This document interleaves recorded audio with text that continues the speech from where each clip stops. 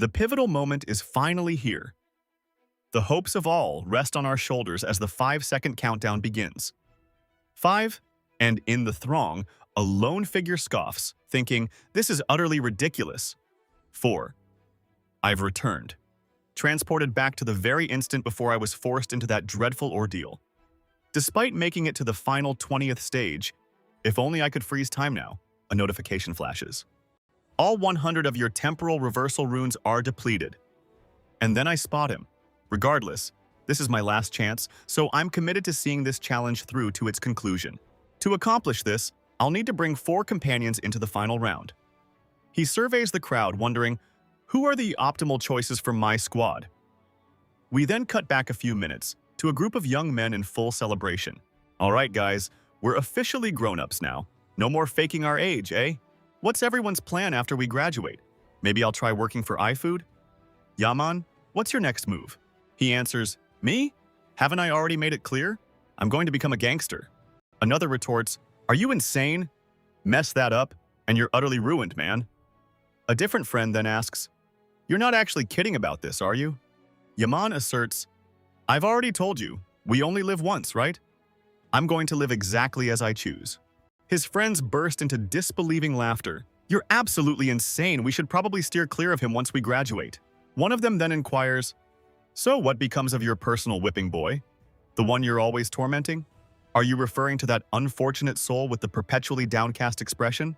I won't be giving him a pass just because we've finished school. The friend remarks, that's truly heartless. I'm actually starting to pity the guy. I suppose you imagined the torment would cease once we graduated. Then the other friend states, you're genuinely malicious. And Yomin retorts, he has no say in when this concludes. I'll torment him for as long as I please. A friend then glances up, cautioning, hold on, isn't that the fellow you always target right there? The protagonist stands close by as the announcer declares, at last, the critical juncture is upon us. The hopes of all are fixed on us, with merely 5 seconds remaining. The aspiring gangster points, there's my personal victim, and the announcer proceeds with the countdown. 5, 4. The main character begins to emit a blue light. What on earth is he up to? 3, 2. Yomin's gaze meets the protagonist's serene stare. Puzzled, Yomin wonders, why is this madman looking at me like that? So strange. There's something peculiar about this oddball today.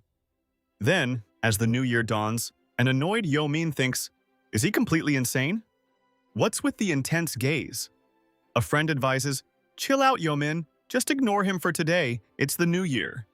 Exactly. We'll have ample opportunities to torment him another time. Yomin, still vexed, declares, fine. I'll spare this good-for-nothing today. The friends cheer, at last we're grown-ups. Happy New Year, everybody. Hope all your aspirations are fulfilled. Abruptly, a voice intones, how quaint humans are, welcoming a new year, oblivious to their impending fate. Yomin, glancing at his companions, queries, did you say something? His bewildered friend replies he hadn't, but heard it as well. Then, from the heavens, an angel materializes declaring, witnessing your bewildered, stunned faces, you resemble caged primates. One individual exclaims, what's happening? Is that an actual angel? Is this some elaborate New Year's broadcast? The men marvel at the angel's stunning appearance, remarking on her exquisite beauty. Meanwhile, the protagonist observes the angel and muses. She's here. Even after 99 repetitions, her expression still grates on my nerves. The angel smirks, proclaiming, mortals are utterly pitiable. Do not presume to approach me. I refuse to interact with mere insects such as yourselves. From your responses, I gather my voice is audible. A person shouts, what's your game, dressing up as an angel? What do you mean, worm? The protagonist, familiar with the angel's derangement, anticipates the coming events. With a contemptuous look, the angel remarks, how utterly vexing. Instantly, the man's head detonates. Witnessing this horror, the crowd erupts in chaos, fleeing in terror. The future gangster cries out, what in the world is going on? The angel persists, how dare a lesser human address a superior entity such as myself in such a manner? Mortals possess no authority to challenge me, nor should they presume equality, unless naturally they wish their heads to detonate just like that fellow's. I presume you're all bewildered by these events. How could such insignificant creatures comprehend what transpires? I'll lay it out simply, so pay attention. The protagonist groaned inwardly. This explanation again? The angel then declared, "Now let the game begin. For 20 rounds, on the first of each month, humans will be transported to an alternate dimension.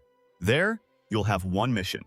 Complete your mission, succeed, and you return to reality with a reward." A guy murmured, "She'll let us live if we complete these tasks then." She clarified, "You might think completing a mission saves you, but success alone won't spare everyone.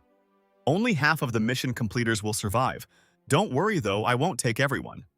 The crowd went quiet, stunned by the strange revelation. She continued, "Only humans aged 15 to 29 from across the globe will be taken." The protagonist, a veteran of this ordeal, reflected, "When I was first chosen, I never thought I'd repeat this 100 times." A man over 29, relieved, exclaimed, "So I'm safe." One of Yongmin's friends, grabbing his shirt, retorted, "You're happy just to stay alive? We could be eliminated right here." Yongmin, concerned, asked, "Don't you understand? That guy's head just exploded." The angel then concluded, "We'll have roughly 1.8 billion participants. My general explanation is complete. The game begins." Their spirits appeared in a void, and the angel continued, "You are now in a space where you cannot see one another. First, you must create a spiritual body. This is your unique customization, so choose wisely." The protagonist thought, "I'll just stick to my usual form. My chosen name, Black Scythe." An empty field with mountains appeared, and the protagonist materialized, looking quite stylish. He thought, "This is the 100th time. I've used this appearance since the 12th try. It feels like my real body." Other players finished their customizations and arrived. Watching the others, all beautiful and attractive, the protagonist thought, "Everyone always tries to look their best, but if you're smart, you never do that. This is a world where only the fittest survive. Stand out too much and you become a target. Get eliminated here, and you're gone from the other world too." He muttered, resigned, "Whatever. It's almost time anyway." Then he saw Yongmin, always with a muscular body. The angel reappeared. "It seems everyone's happy with their new avatars, but I prefer you overcome with fear. Let's see. A grand total of 1.8 million. Someone questions, 1.8 million? That hardly seems like a crowd." The angel, with a weary sigh and a hand to her temple, retorts, "Predictable, you wretched mortals. You think this is the only space? Others are scattered across many planes, each with different angels. Focus your efforts on this plane. Before we commence, I'll simplify the explanation. Begin by visualizing your status display." The protagonist then reveals his own. The status display shows Ryu Min, known as Black Scythe. Level 1, a beginner. No assigned class, no titles. Possesses 33 status points, no skills, no runes, absolutely nothing more. The protagonist observes his own stats, assessing their meager scope. The angel remarks, "Now that you've all seen your personal displays, any gamer among you should grasp your inherent weakness. Your imperative is to grow stronger. Should you endure and triumph in round 20, not only will you escape this ordeal, but a single wish shall be granted." The onlookers murmur, "A wish? Impossible. But first, you must win." Ignoring their disbelief, she continues, "Lastly, speak inventory and inspect what's inside. I've prepared a gift." The gangster accesses it, revealing a single random rune fragment. The angel explains, "As you observe, it's a random rune fragment for a single application. Its power is only accessible while you remain at level 1. This is the sole initial item you'll be granted." The gangster activates the fragment, clearly astonished. The angel remarks, "From your faces, it's evident your fortunes differed considerably, wouldn't you agree? Regardless of your acquisition, accept your outcome. This was the destiny bestowed upon you, pathetic mortals." With rune registration finalized, the spectacle is about to commence. With a snap of her fingers, every individual's display screen flashes a new directive. Mission: eliminate 100 goblins per person across all regions. It further states, total participants: 1,800,000,000, completed 0 out of 900 million. Current region, ESK 45.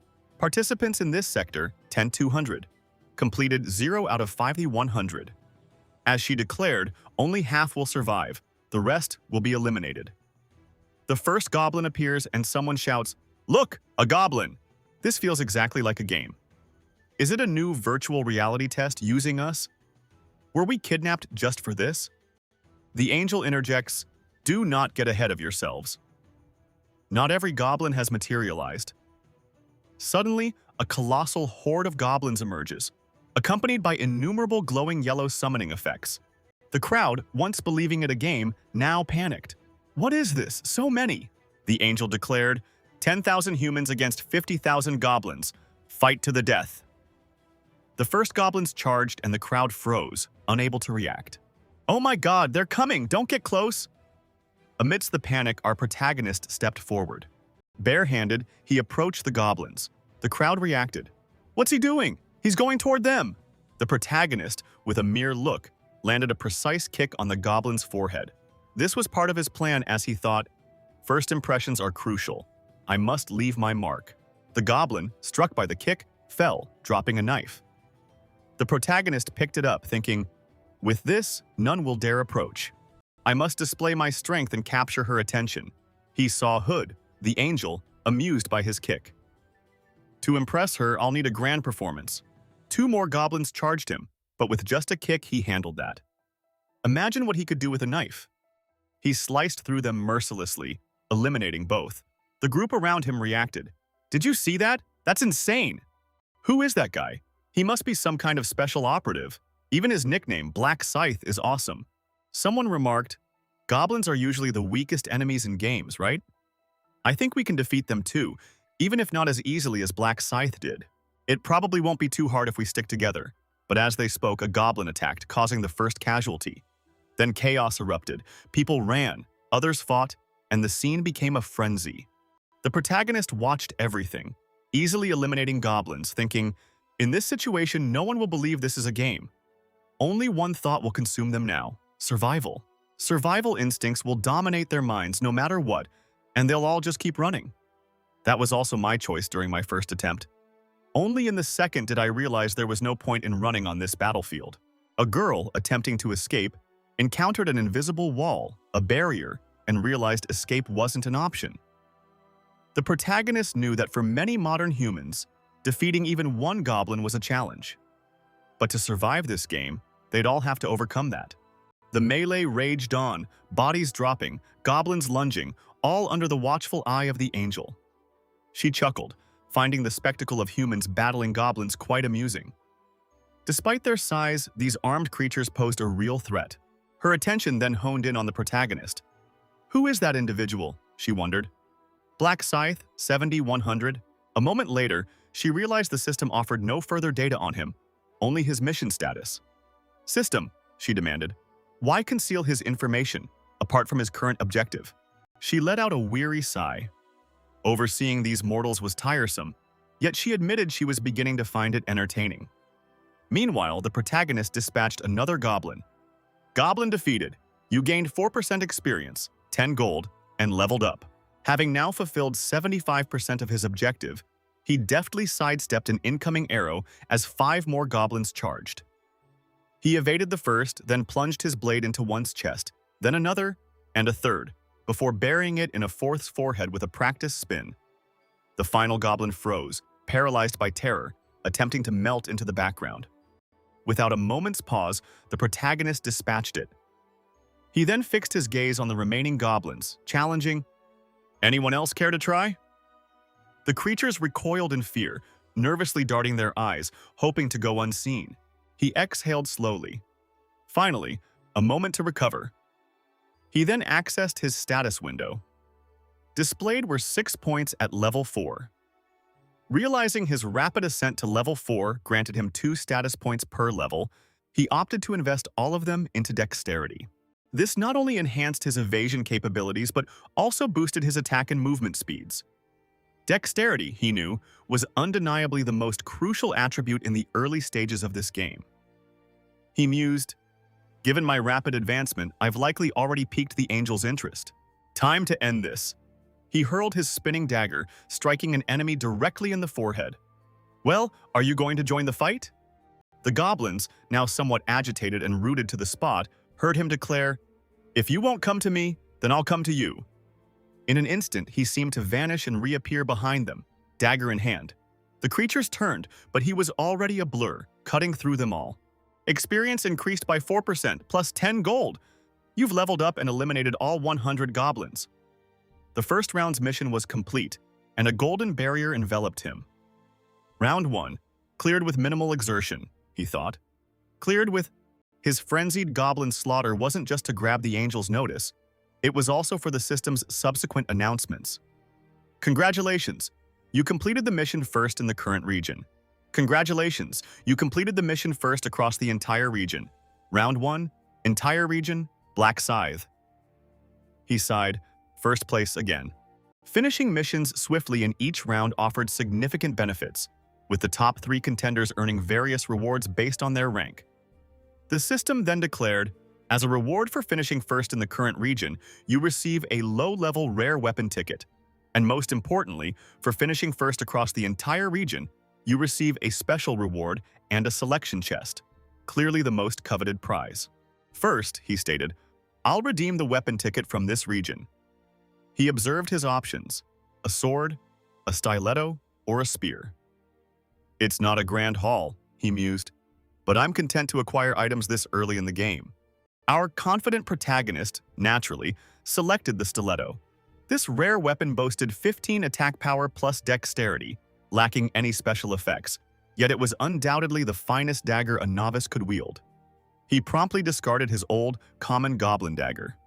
For now, I'll keep the special selection chest. As he reviewed his status, he considered the title he had just obtained. This was an unprecedented occurrence in his previous 99 attempts. He then activated his rune. A random rune fragment was consumed. Success! You have acquired the Time Reversal rune. The newly acquired rune was supposed to embed itself into the player's soul. Yet, residual traces of the rune were detected within his essence, and its unique properties prevented successful registration. An inevitable outcome, he thought. If this rune could be replicated, it would grant him infinite returns. The system then issued another alert. Based on the traces, you are identified as a time traveler with 100 journeys and have earned the title of Last Traveler. Confusion washed over him. What could this signify? He wondered. In this game, titles are considered more important than runes. The Last Traveler title. Unlock condition, acquire 100 time reversal runes. Special effect, upon elimination, the player remains in spiritual form at the same spot for 1 minute and can, at will, revive with full health. This is a single-use ability. The title vanishes after resurrection. He further noted that titles are far more potent than runes and much harder to acquire. Moreover, resurrection is usually a priest-exclusive ability, restoring at most 30% health, but this one brings him back fully healed. It seems I've acquired something truly incredible. It's always wise to have such an ace up your sleeve. He then privatized his status, ensuring no one would discover this ability, and scanned the area. It looks like others are also about to finish their missions. What is Yang Bin doing? Ah, there he is. He noticed many were also completing their tasks.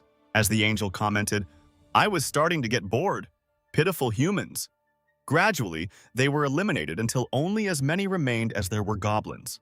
She sighed. My apologies, that was my oversight. Shall we make things fun again?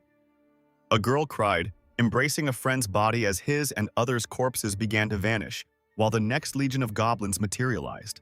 Panic erupted among the crowd, much to the angel's amusement. I've given you a refill of another 50,000. I'm sure you now have more than enough to eliminate. By this point, people were already adapting and preparing to eliminate the goblins. Stabbings, shoves, and intense fights consumed the field. 1,021 people finished. Amidst the battle, some offered help, while a gangster selfishly pulled a friend to take a stab meant for him. 2,129 people finished. The protagonist watched everything from his safe spot. A frantic individual pressed a bloodied hand against the barrier, likely watching a friend's demise. 3,533 people finished. The angel reveled in the situation, while the protagonist kept his gaze fixed on her. Ultimately, 43 individuals successfully navigated the challenge. Those who hadn't yet completed it inquired about the goblins' whereabouts. The angel reminded them, "I warned you that only half of you would succeed. With the task concluded, the remaining participants must be eliminated. Such are the rules of this game." The crowd reacted with horror, pleading for her to wait, as they only needed to defeat one more goblin. Yet she merely smiled, asking, "Why the long faces? You should be celebrating your survival. Regardless, you are free to depart, having made it this far. Congratulations on advancing past the initial stage. I anticipate greater effort from you all next time." But before we go, shall we review the statistics?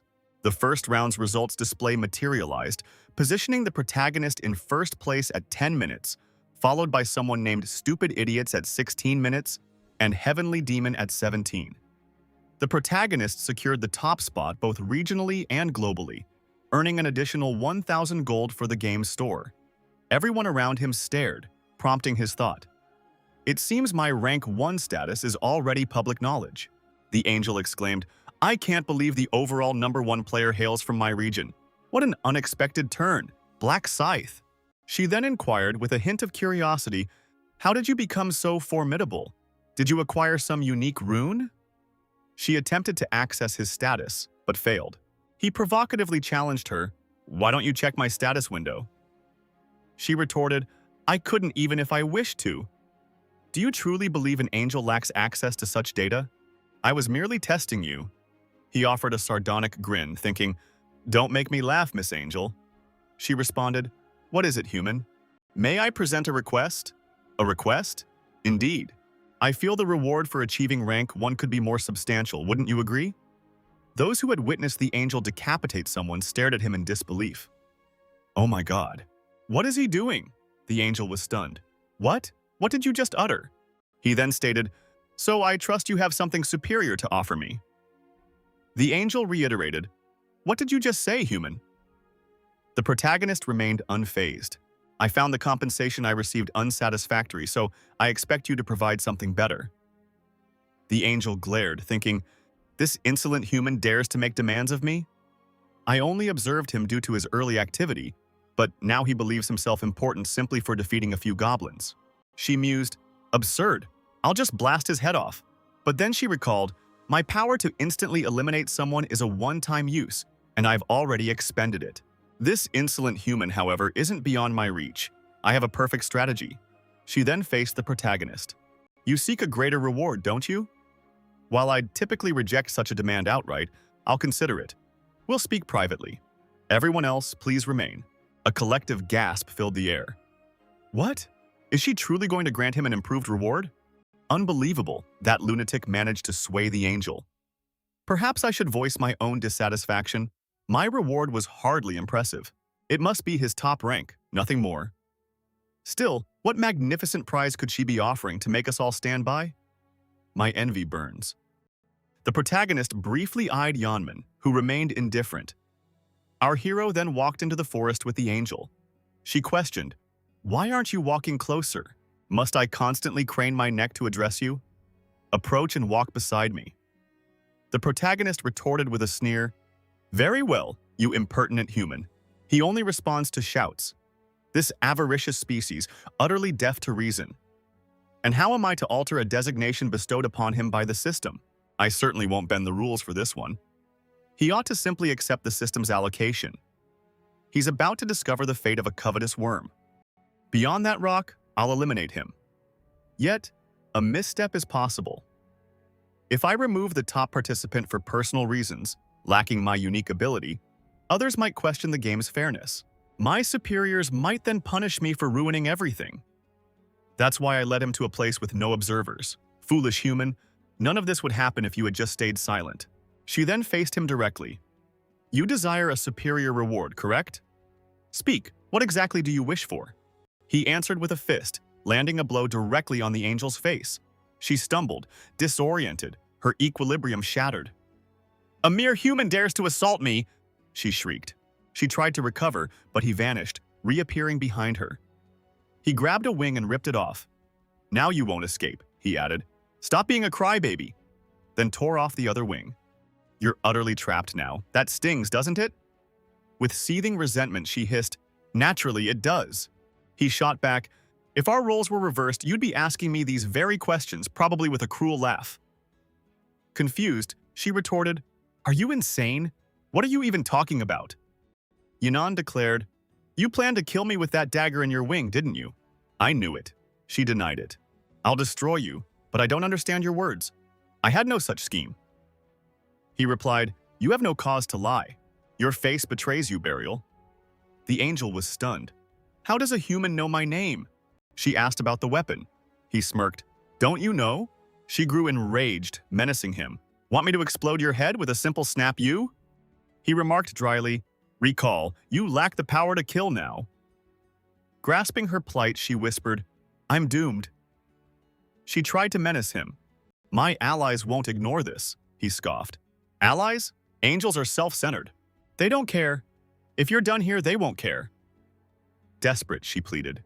"You'll gain nothing. Stop." He laughed once more. "I'm going to finish you. I'll gain something. You just don't understand." Hesitating, she warned, "Kill me, and you'll regret it. You won't return home." He replied, "The system will return me automatically." "How do you know?" she asked. Desperate, she offered him information for her life. He answered coldly, "If I needed information, I'd extract it. I'd torture you until I knew everything. Your species' world, your purpose, and that you're just a chess piece, not a guide." The angel tried to argue, but the protagonist, without hesitation, struck her heart. She fell, defeated. "Angel defeated," the system declared. "You're the first player to eliminate an angel. The title First Angel Slayer is now yours, and Angel's Blood is your reward." He commented, "I was first, as expected," also receiving the Slaughter rune, which instantly registered in his soul. He knew this title would double his stats against sacred monsters. He'd learned of this reward after defeating the first angel on his 13th attempt. It was likely only one player could obtain it. The newly acquired Slaughter rune boosts his stats by 1% for every foe vanquished, capping at 100%. This bonus persists until the round concludes. He mused that such exclusive rewards, obtainable by only a single individual, were akin to legendary artifacts, and the revelation of his possession of this rune would undoubtedly stun other angels. His main objective in eliminating the angel was the Angel's Blood, a unique consumable. This item allows a player to change their class to Reaper, usable only at level 10 or higher. It's offered to whoever defeats an angel, as all players can receive a class at level 10. There are 30 different classes, and changing them is simple. You just need a class change item. These are usually acquired through hunting or by completing basic conditions. However, unique classes are an exception, granted only to one player under special conditions. It's clear they differ greatly from regular classes. Their additional stats, advancement runes, and compositions are far superior. The protagonist then stated, "Now I'll claim the reward for finishing first across all regions." He was presented with options, a special reward from these choices. 1. An additional experience ability with 3 times the gain, active only in round 2. 2. 2,000 gold. 3. Information about round 2. He knew the experience buff was vital, as his goal was to reach level 10 quickly for a class change. Clearly, the additional experience ability for 3 times the gain in round 2 was the most critical choice. Buff now active, he declared, "This is my last attempt. I'll become the strongest, no matter the cost." The first round then concluded. The gangster woke up at the New Year's celebration, immediately asking, "So this is the New Year's bell. What happened here? Did everyone else collapse as I did?"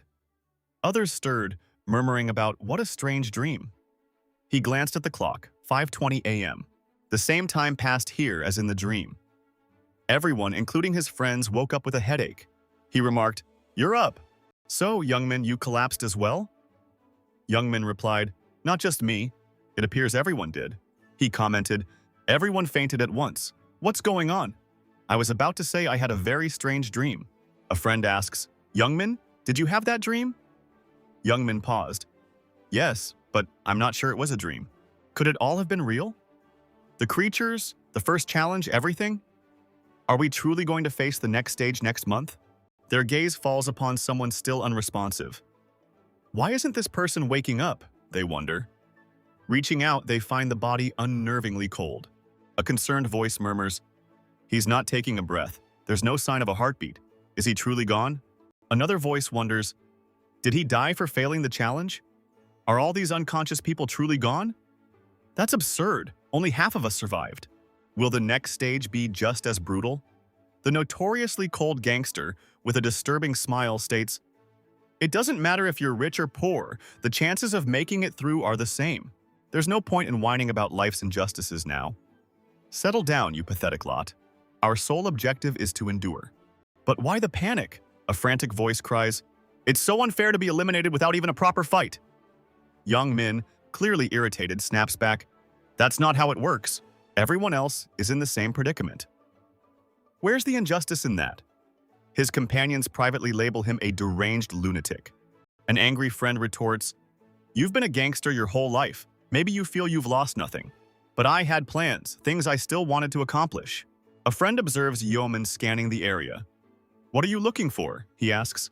Yeoman responds, "Where's that cursed boy?" "Who? Your personal servant?" "Yes. What became of him? I'm sure I saw him there before I passed out. Did he not even make it past the first stage?" It makes sense, doesn't it? How could a weakling like him possibly survive? Then he hears something, looks around, and spots a man in full armor. Who is that fellow? How did he get all that armor? Soon, a status window materializes in the real world. This display appears for everyone present. They soon realize each person's status window is unique to them. If the game system truly affects reality, Nauman tests his might, crushing a stone with his bare hands.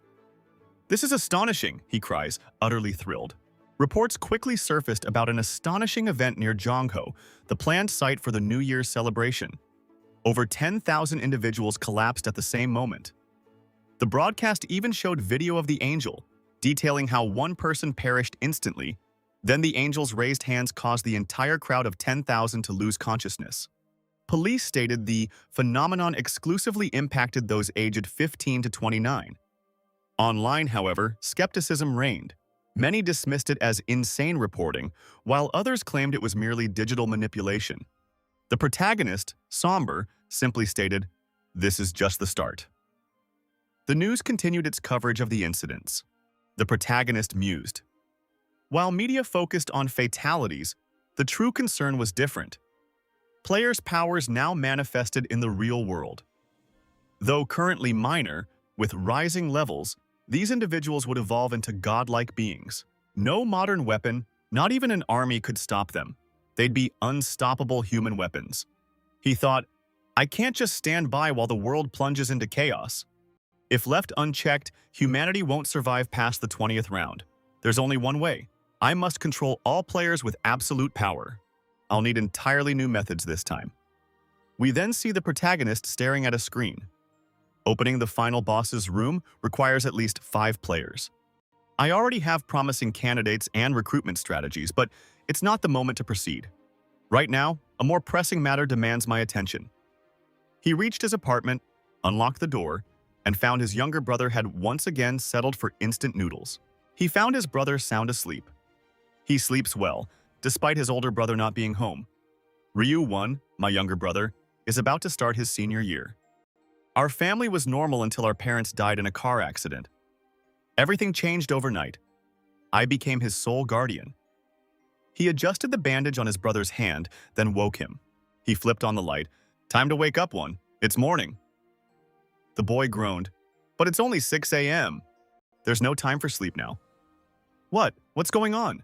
"I'll tell you later. Get dressed fast. We're heading out." "But where are we off to?" "Sunrise viewing? I'd rather just sleep." "Listen, one. This isn't the moment for rest. The world is in turmoil. We were supposed to see the New Year's celebration. What's going on?" The protagonist just says, "Get ready. I'll explain on the way." Walking through the city, the younger brother eyes the protagonist, confused, thinking, what could make him so serious? The protagonist then says, "You're unaware of what's truly happening in Q. His brother snaps, "Why are you talking like that? You're scaring me. Did something happen while I slept? Just check the news." The younger brother looks at his phone, utterly shocked. An angel appeared and kidnapped humans to another world? The protagonist clarifies, Their souls were taken, to be exact. You mean yours too? Yes. I only survived by hunting 100 goblins. His brother is stunned by this revelation. Is that true? Are you hurt? I'm fine. How can I not worry about you, brother? A flashback to their parents' funeral. The protagonist reflects, this is family. My only remaining kin is my brother crying. To cope with losing mom and dad, I knew I needed to be mentally stronger. But inner strength and fighting 100 monsters are vastly different. The younger brother also has his own weaknesses, he realizes. The protagonist says, I know your thoughts. Where I was, a status system, like in games, made physical strength irrelevant. Wow. So something like that existed. The protagonist continues, and one more thing. When you see me later, don't think I'm weak. His brother, confused, asks, what do you mean? The protagonist replies, if you want to know, just follow me. The younger brother says, man, I don't want to. Just tell me where we're going or I'm not taking another step. Please tell me first. The protagonist sees the bandage on his hand, lowers his eyes, and says, Bang Tegu. His brother, startled, asks, what about him? We're going to Bang Tegu's hideout, that delinquent from your class. I know he's been bullying you. How do you know about this? You thought I wouldn't find out? The younger brother thinks, I tried so hard not to make it obvious. My brother already has so many problems, and things are so hard. My apologies, brother, the protagonist conceded. I genuinely remained oblivious. It was only a few hours after my initial return that the full extent of the situation became clear. The protagonist rested as his brother declared he was leaving. My brother vanished that day, the protagonist recalled just before his phone rang. Hello? Am I speaking with Ryu Wan's guardian? You must get to the hospital immediately. He rushed to the hospital, but that very day his brother went blind. He blamed his older brother's weakness and foolishness. He apologized, swearing that no one would ever bully him again. The scene then shifted to a warehouse where a boy was being brutally beaten. A blond man sneered, are these brats looking to be wiped out? Didn't I tell you to bring 200,000 each? The youths were covered in bruises. What? No response? Are you deliberately disregarding me? He delivered another blow. The bystanders commented, wow, that's typical of Taigyu. He shows no mercy, even to his own subordinates. Not even the most senior students at his school dare to cross him. Whatever the circumstances, it's always best to avoid incurring his wrath. And that's Bang Taegyu for you. What utter nonsense. I'd planned to purchase a motorcycle today with the funds I was expecting, but this useless group of fools ruined everything. He turned to a companion asking, hey, where might I acquire some funds? His friend retorted, where I get money? Quickly, brainstorm a spot to obtain some cash. A thought struck him. That fellow you constantly extort, your personal slave Taigyu, the tall one with the curly hair? Why not give him a call? He's bound to have cash, Taigyu declared. That scoundrel. I was already intending to contact him, so I'll give him a beating to usher in the new year. I'll strip him of every penny. It'll be a blast. But then he paused. But that guy is practically homeless. What money could he possibly have for me, even if I beat him? His place is a complete wreck. It's a dump. One of his friends interjected. Seriously, man? He responded, yeah, that poor guy doesn't even have a single relative. He lives with just his brother. His friend, seeing his unease, asked, what's wrong, Taegyu? Taegyu then stared at Riwan's brother. Who is that? Then the protagonist and his brother arrived. Taegyu, spotting them, scoffed, speak of the devil. No, not the devil, but a total nuisance. Riwan, you utter… Riwan quickly apologized, pulling his brother back. Taegyu then snarled, who's this guy? His face alone infuriates me. Then he noticed another person. And who's this girl with you? Couldn't handle being by yourself, so you brought another hanger-on? Riwan, utterly terrified, couldn't utter a word. So the protagonist spoke up, defending Riwan's older brother. Taegyu scoffed, older brother, look at this idiot. Did Mike tell you to shut up? Now you're acting superior to this loser. You're in serious trouble today, and your brother's with you. He signaled his lackeys, go get them. The guys moved forward. Seriously, the world's gone mad. This punk thinks he can fight Taegyu. They asked Riwan, is your brother good in a fight? One of them approached the protagonist, shorter than expected, and mocked, so girly, you're actually going to fight?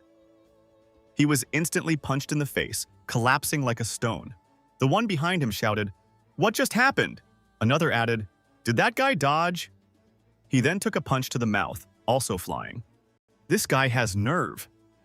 Another rushed forward, but the protagonist dodged, landing more blows.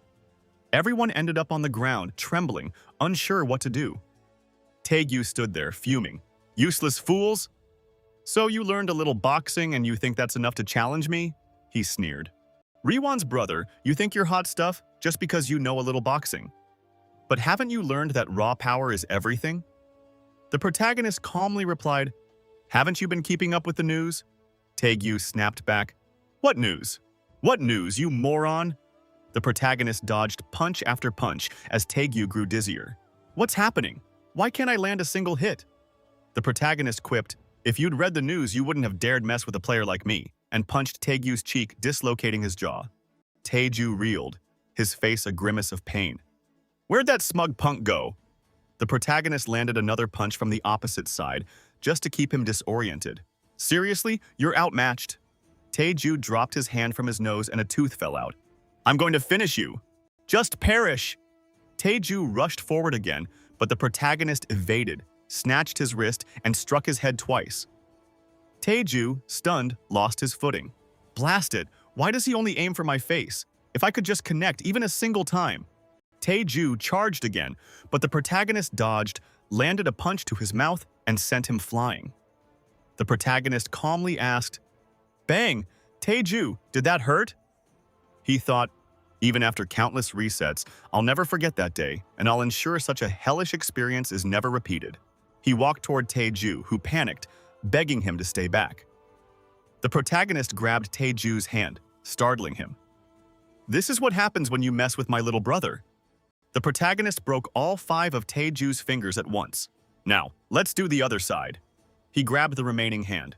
Taegyu screamed, no, no, but was quickly taken down. Taegyu's cronies were already running in desperation. Even his brother couldn't watch, suffering from afar. The protagonist warned, if you ever bother him again, Taegyu, you know what'll happen, understood? Taegyu responded, I know. I won't touch him again. The protagonist said, exactly. But I need to ensure it now as Taegyu's resolve might change. Taegyu was desperate, and then it was just breaking left and right. The scene shifts to them walking back. His brother, a bit shaken, asked, Brother, how did you do that? Did you learn some kind of martial art? The protagonist answered, didn't I tell you not to worry? I did. Players can use their skills in real life. What do you mean? Observe? He materialized the dagger he had acquired from the other realm. His brother, astonished, cried out, a blade just appeared. So you can summon weapons like that? Exactly. And my quick movements? That was due to a similar power. I dodged all their hits. The protagonist confirmed, that's right, my dexterity is now 11. So your dexterity level, that's part of your new abilities, isn't it? An average person has 3 points, while a top athlete reaches 10. What do you think will happen if your stats keep climbing? The protagonist shrugs. How should I know? I haven't gotten that far. This was, of course, a lie. He couldn't reveal his time traveler status yet. In his 21st regression, telling all led to his brother's kidnapping by another player. He'd taken revenge, but he couldn't let his brother endure that humiliation again. He knew he must be ready to protect him in future player conflicts. For now, he asked, want to grab breakfast at the convenience store? You're famished, aren't you? Yeah, they arrive. His brother asks, hey, where are you off to? The noodles are right here. He replies, I know, just a moment. He swipes his card, thinking, this is every penny I've managed to save. 133,001. You took out all that money? I need it for something important. He glances at the shelf and asks, what would you like to choose today? His brother hesitates. Big brother, everything here is so pricey, more than 5,001. The protagonist replies, it's fine, eat whatever you want. Are you really going to live on instant noodles for years? That's true, but can we afford this if we keep it up? Don't worry.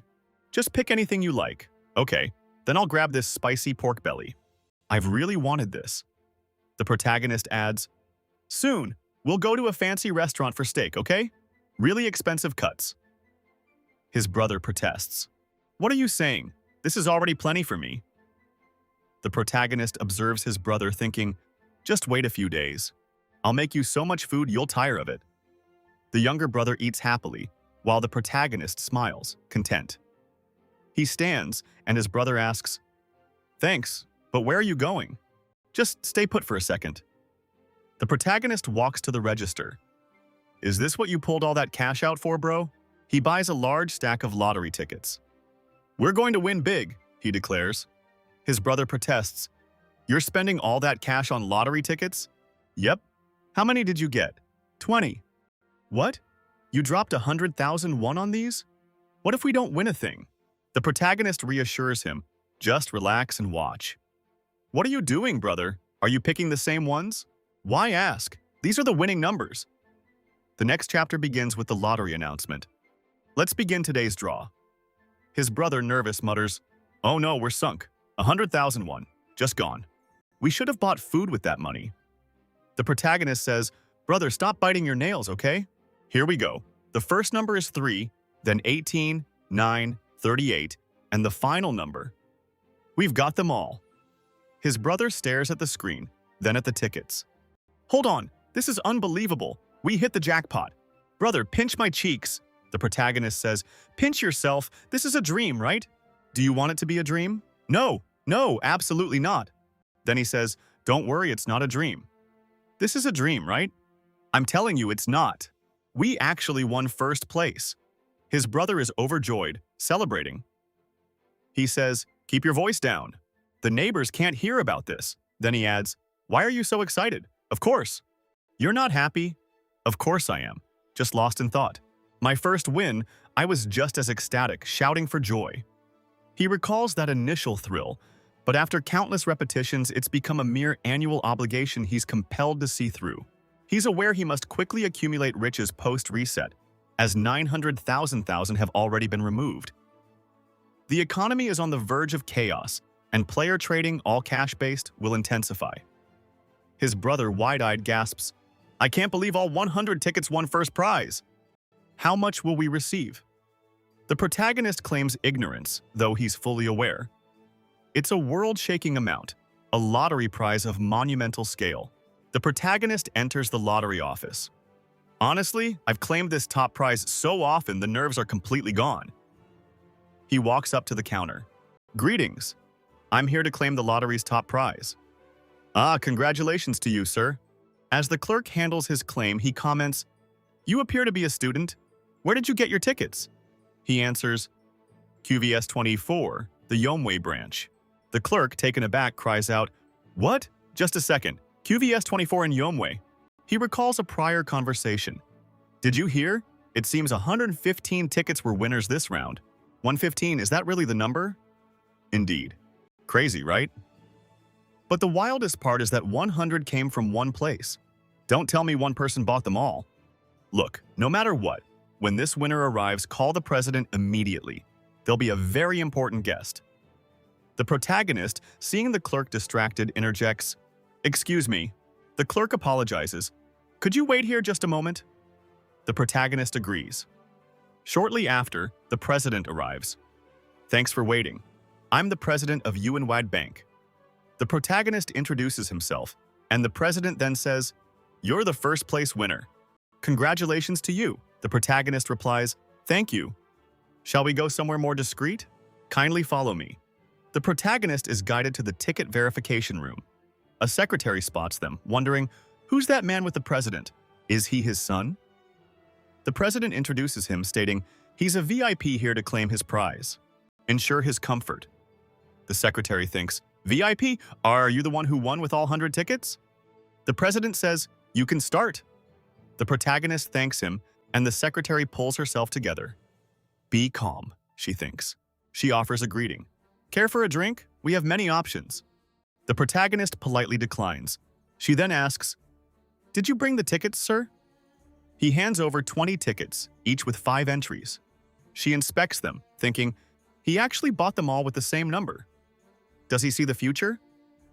Soon after, verifying all 100 tickets, she confirms, all 100 tickets are indeed first-place winners. The protagonist asks, "How much will I get?"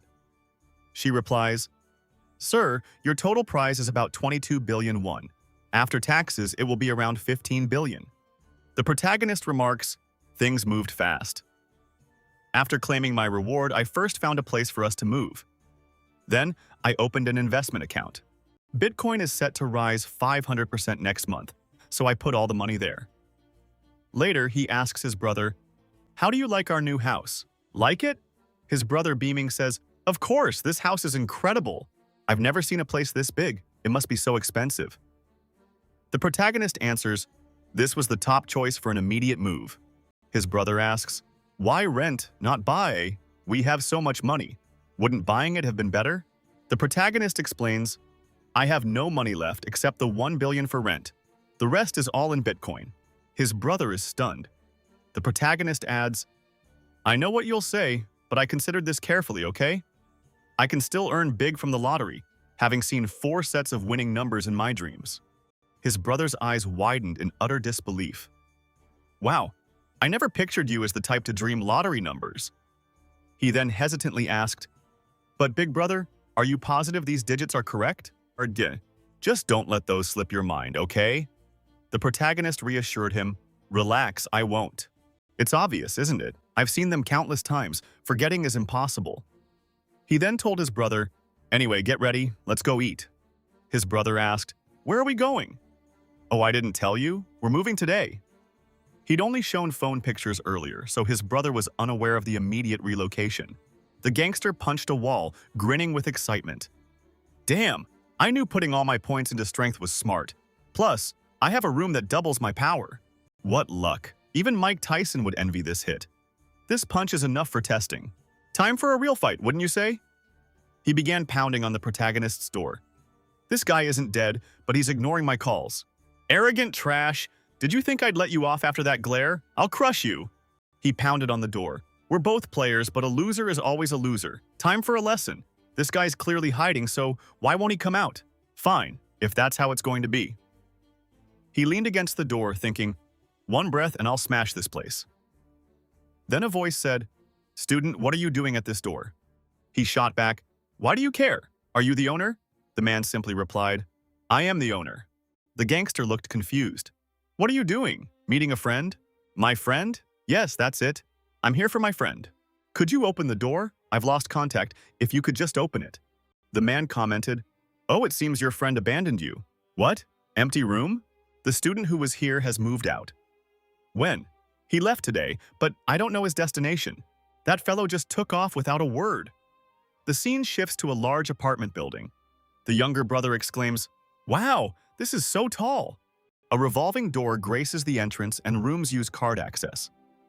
A building staff member approaches the protagonist, stating, your identity is confirmed.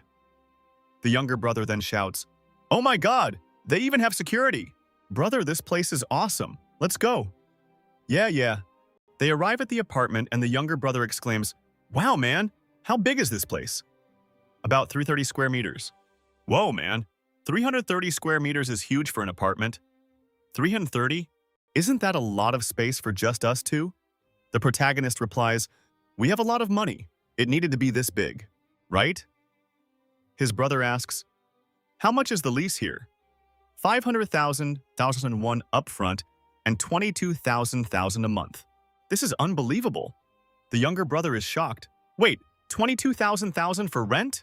Not long ago, I worried about buying food for 5,001. He protests, brother, this place is too expensive. Shouldn't we find something cheaper? The protagonist doesn't care, looking around. No, we need to spend at least this much. More expensive means better security. He ponders.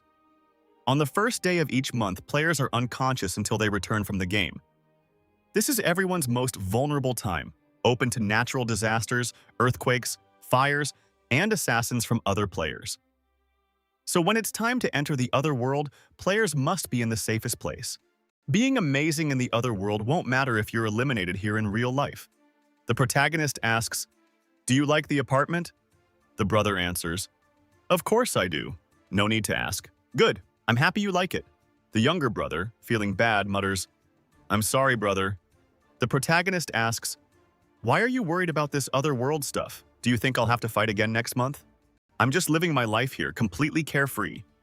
I truly had no idea about his struggles. My apologies. The protagonist playfully nudges him. What's with the long face? Are you worried I won't survive the next challenge? That's not it at all. Let's drop this topic and grab some food. I heard there's an amazing Korean restaurant on the second floor. The protagonist checks his phone. He must have noticed my move. I'll just ignore him for the time being. There's no chance I'll encounter him in the real world again.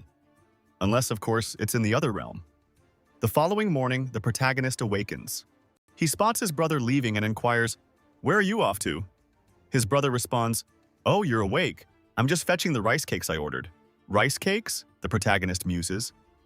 This isn't something I recall from any prior timeline. While events aren't set in stone, this is certainly a new development for him to be getting rice cakes. He asks, "Why did you get them?" The brother replies, "I'm giving them to our neighbors since we just moved. It's a good way to make a first impression, right?" The protagonist remarks, "Being a friendly neighbor isn't a terrible plan." The brother nods. "Exactly. All right, I'm heading out to collect them. Feel free to rest if you'd like."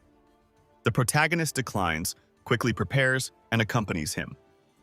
They then ring the first doorbell. A voice asks, "Who's there?" "Hi, we just moved in and wanted to greet you." A woman opens the door. "Oh, you two bear a striking resemblance. Are you siblings?" "Yes, we are. Here are some rice cakes for you. They're best warm." She accepts them with gratitude and they proceed to the next residence. They repeat the process, delivering more rice cakes and receiving thanks. At the following house, a child answers, and they hand over another batch. The brother then states, "All right, just one more stop to go," the brother notes.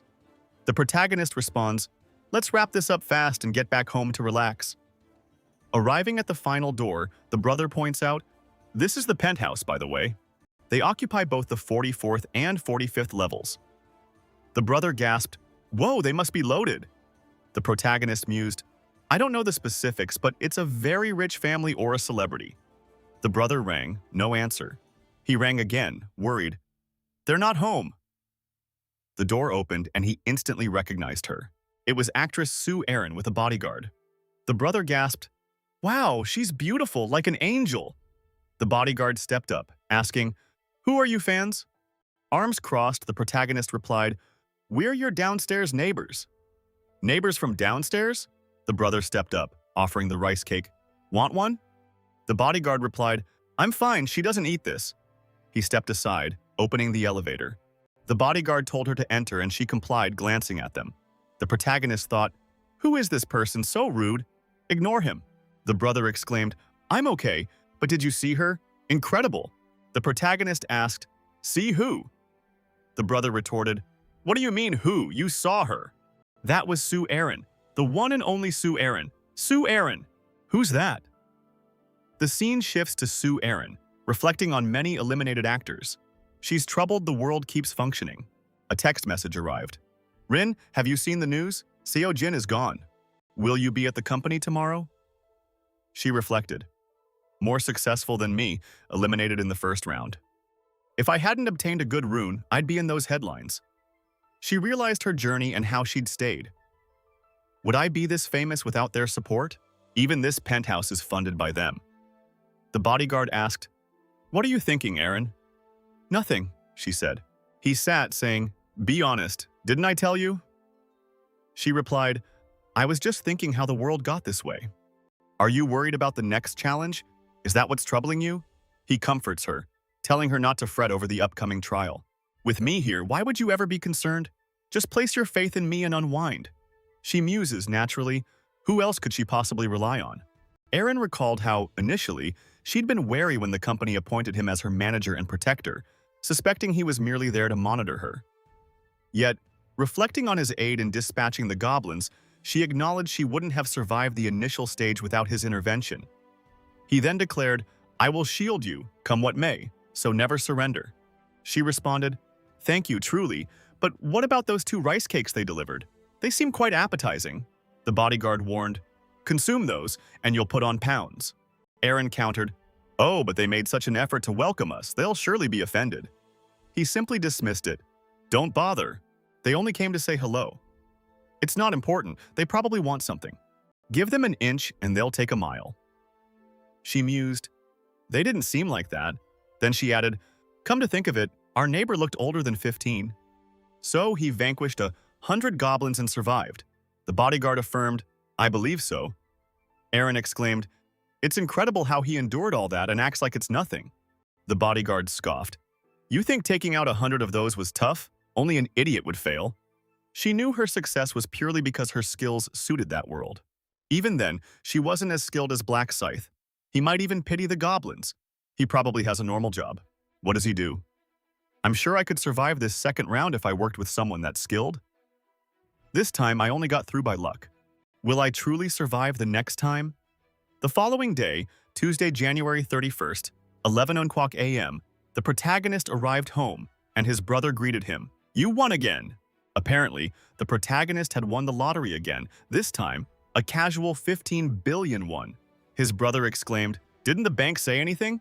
This is your fourth win." The bank president, already intrigued, said, "You're back, my lucky client. What's your secret?" The protagonist replied, "I told you last time. I got a divine message in my dreams." The president remarked, "Wow, I wish I could have those dreams." His brother asked, "So are you putting all that into Bitcoin again?"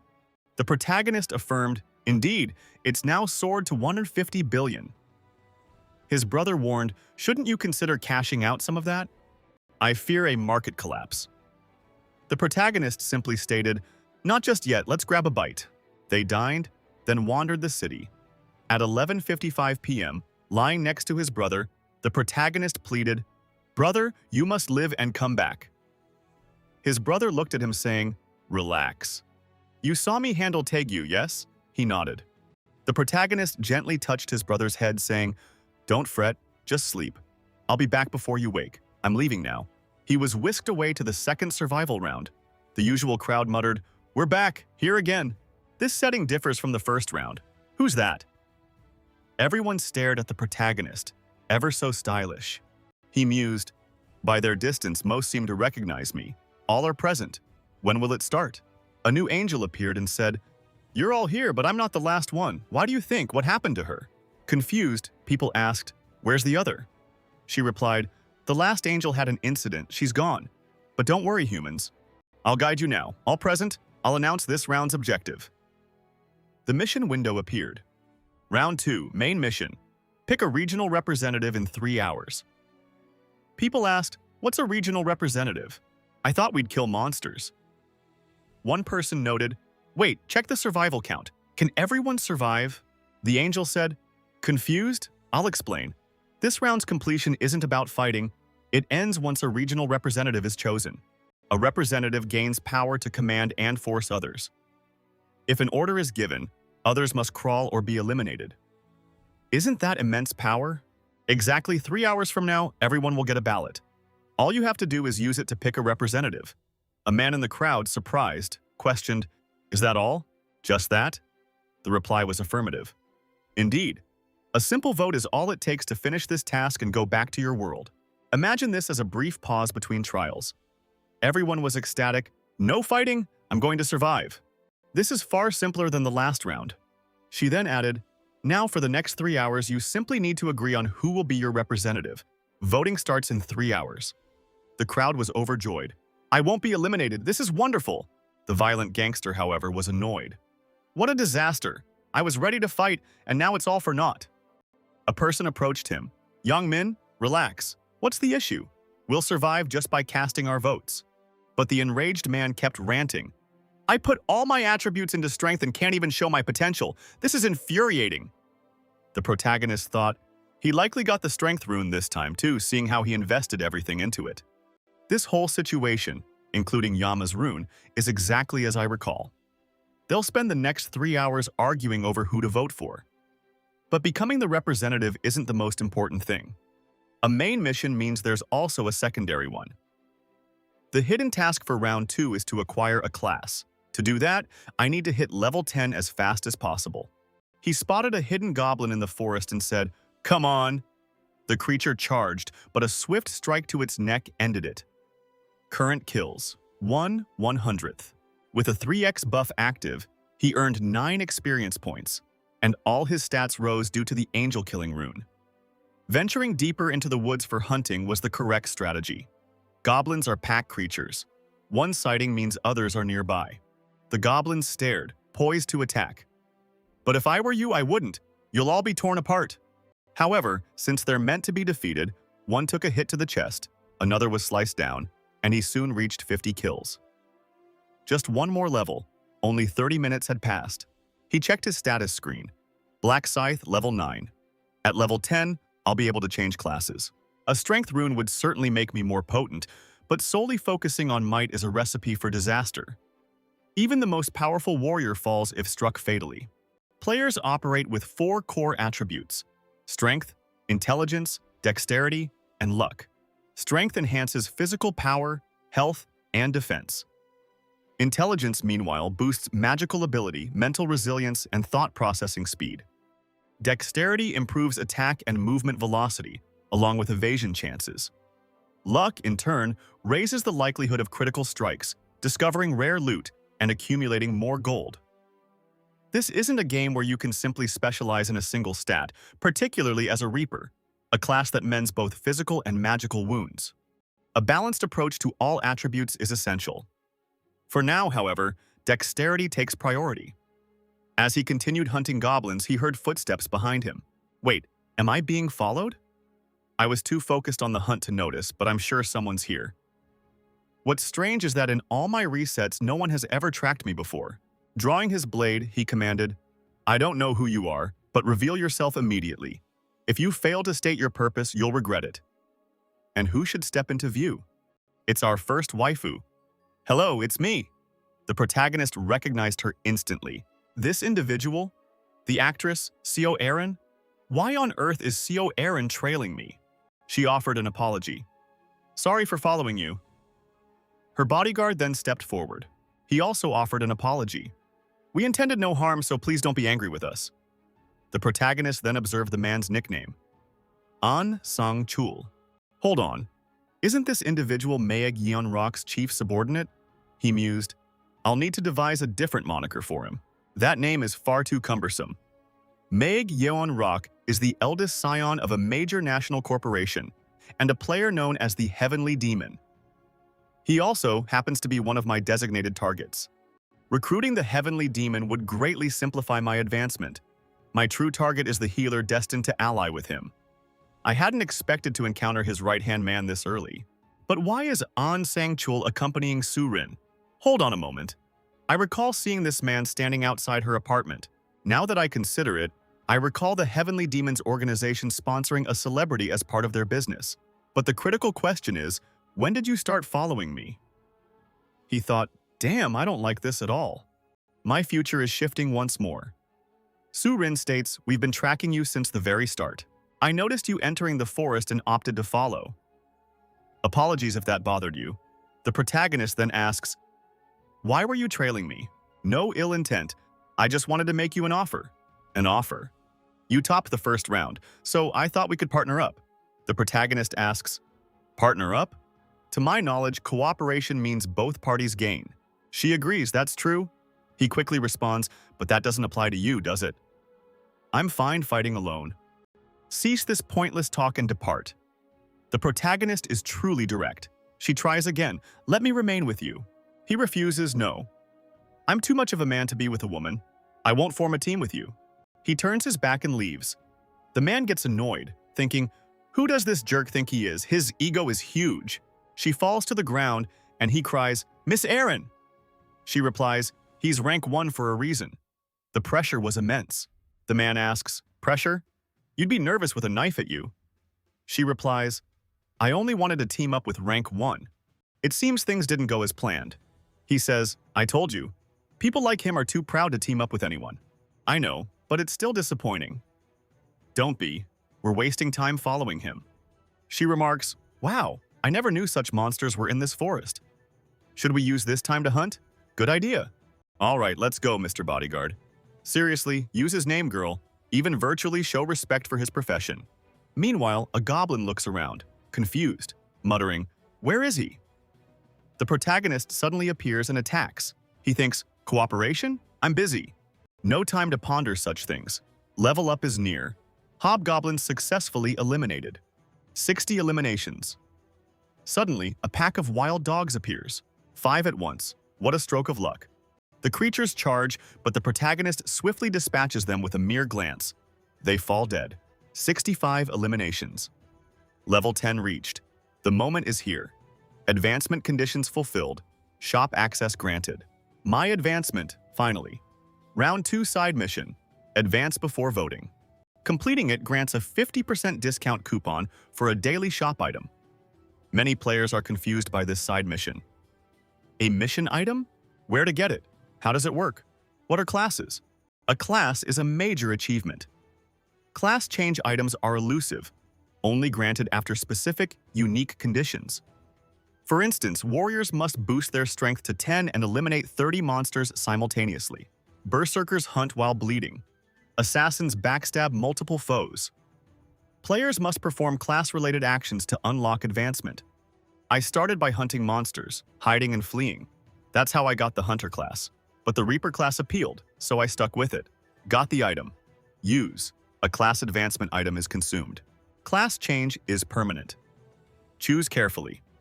Switch to the Reaper class? No need for hesitation. Yes, you've switched to the Reaper class. Reward? The Reaper rune. And there it is. Daytime. Weapon attack doubled. Nighttime. 50% increased attack speed, and enemy detection is drastically cut. The rune is now bound to the player's soul. You've been granted the Reaper's Scythe for your class advancement. Completing the secondary mission also awarded a 50% discount ticket. Your rank has advanced from beginner to apprentice. The protagonist remarks, "Oh, my rank went up too." Players in this world are split into 6 different tiers. Grandmaster at level 99, Master at level 60, Expert at level 40, Regular at level 20, Apprentice at level 10, and Beginner at level 1. Much like a typical game, you gain new skills with every rank advancement. He's now acquired the Reaper's unique power, Death Insignia. Its effect conjures a mark visible only to the target and the caster. The target's current health is revealed, and they take double damage. This ability can only be active on one foe simultaneously. He notes that his rank advancement allows him to equip higher-tier items. He equips the Reaper's Scythe, which, though basic, holds great promise.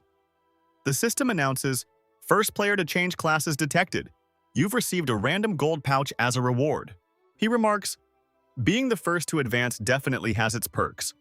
The system then notifies him, "You've gained the neutral ability track. Effect? Locate a target of your choice. To track a target, you must know their face and name. The ability's value is 20,000. The protagonist says, "I got a skill worth 20,000. Time to test it?" He uses the skill on Hwang Yongmin.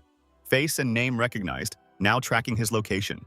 Yongmin's position verified, 190 meters distant. To find him, just follow the arrow ahead.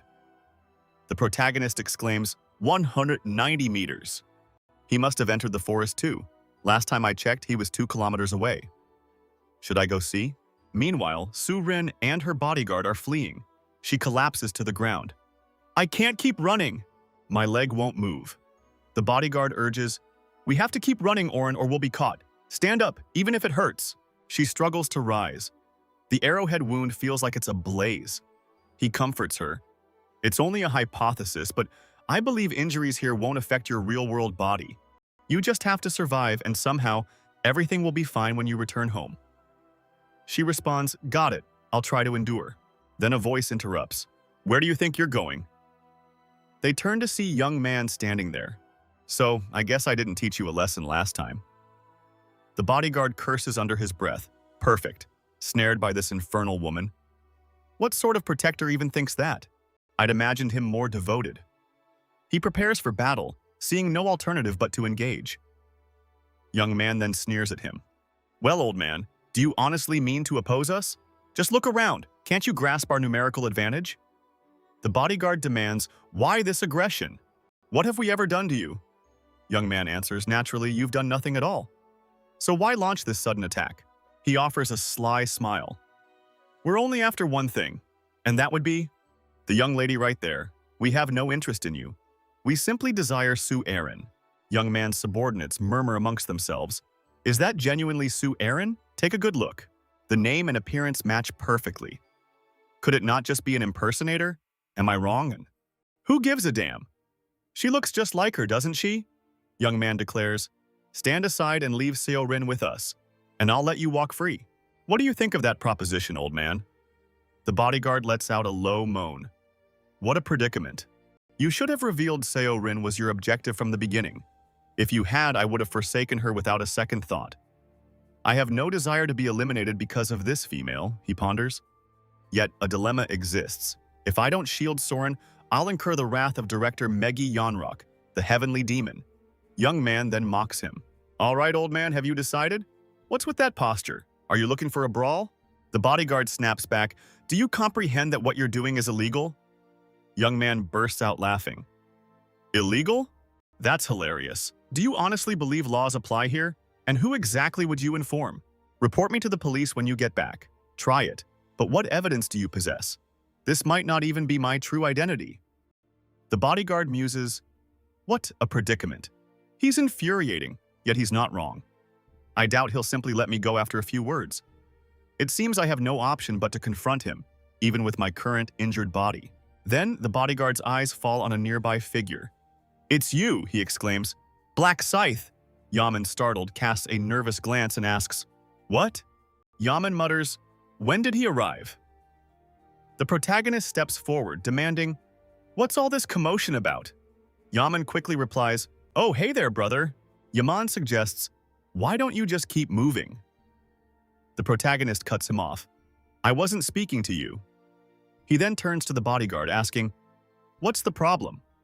The desperate bodyguard quickly explains, this man and his crew are trying to capture Suorin and have set a trap for us. If you could offer your help, we would owe you a tremendous debt, Mr. Black Scythe. The protagonist then turns to Yaman, asking, what is he saying?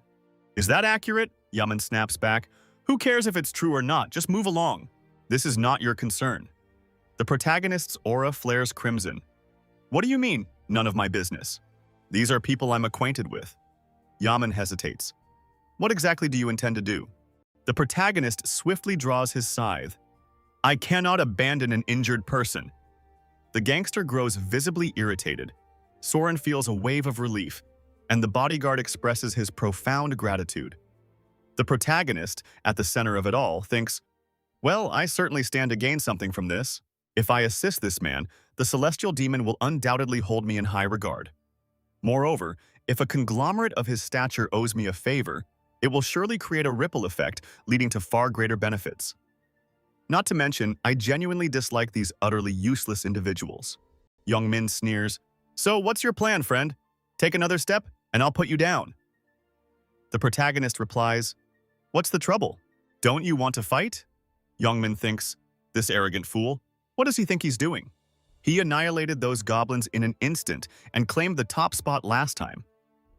Must I truly face a monster like him? The protagonist then firmly plants his scythe into the ground. Be truthful with me if you wish to avoid a fight. Youngmin asks, if I'm honest, will you allow me to leave? The protagonist responds, I might consider it. Just drop to your knees and plead for mercy. Yeonmin's blood boiled. He wants me to debase myself? In front of Suo Ren and my friends? I'd rather avoid this fight. But this is infuriating. That bastard, Yeonmin thought. I'm strong enough to shatter a wall with my fist. With luck, I could even send that black scythe flying with one punch. With a sneer, Yeonmin said, you're pushing it, you bastard. What do you want? Kneel and plead? Do you wish to be eliminated? Yeonmin's plan. Close the gap, then deliver a direct blow to his face. Not even this guy could survive a punch that breaks stone, right? The protagonist sheathed his scythe. Yeonmin blurted out, wait, what are you doing? The protagonist replied, it'd be unfair for you to come empty-handed while I'm armed, wouldn't it? Such an easy victory would be rather dull. Yeonmin snapped, you're being ridiculous. But before he could finish, the protagonist vanished, then reappeared right in front of him. You fool! You put your weapon away and exposed your face. Yeonmin threw a punch, but the protagonist quickly sidestepped and countered with a kick to Yeonmin's stomach, sending him flying. Yeonmin slammed into the ground, beaten and groaning. The protagonist smirked. Stop swearing. My ears might just rot if you keep that up. He landed a heavy punch on Yeonmin's mouth, grabbed him by the collar, and rained down more blows on his face. Yaman thought this wasn't just a punch, it felt like being beaten with a hammer. This bastard is as strong as I am, but he lacks a strength rune like mine. How is he this strong? Dazed and bruised, Yaman's friends tried to intervene. Yaman cried out, "Shoot him!" One of them notched an arrow, while Sua Ren watched in terror. The protagonist calmly stepped aside, closed the distance, and now, face to face with the attacker, remarked, "I think you got lucky and found a bow while hunting, right? What a pity you crossed paths with me." The scythe was already drawn, it swung, and the arm went flying.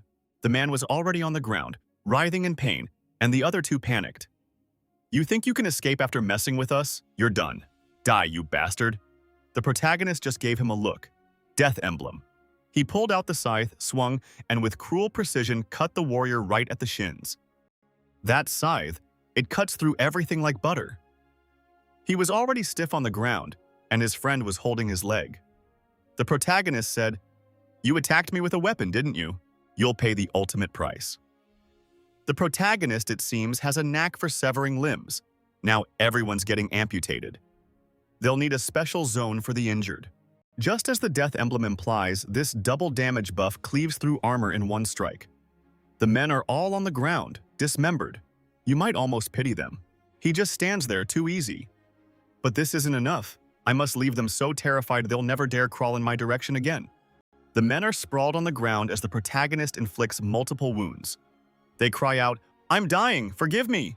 He responds, "Cease your whining. This won't kill you." Meanwhile, these individuals appear finished. The next target awaits. He casts a look aside. "You know hiding is futile, don't you? No one gets a pass here." Matt returns with that familiar energy, felling another. Damn, that poor soul is writhing in agony. He then states, "Quit your sniveling. This barely hurts. And remember this, right? This is the man who once intimidated him.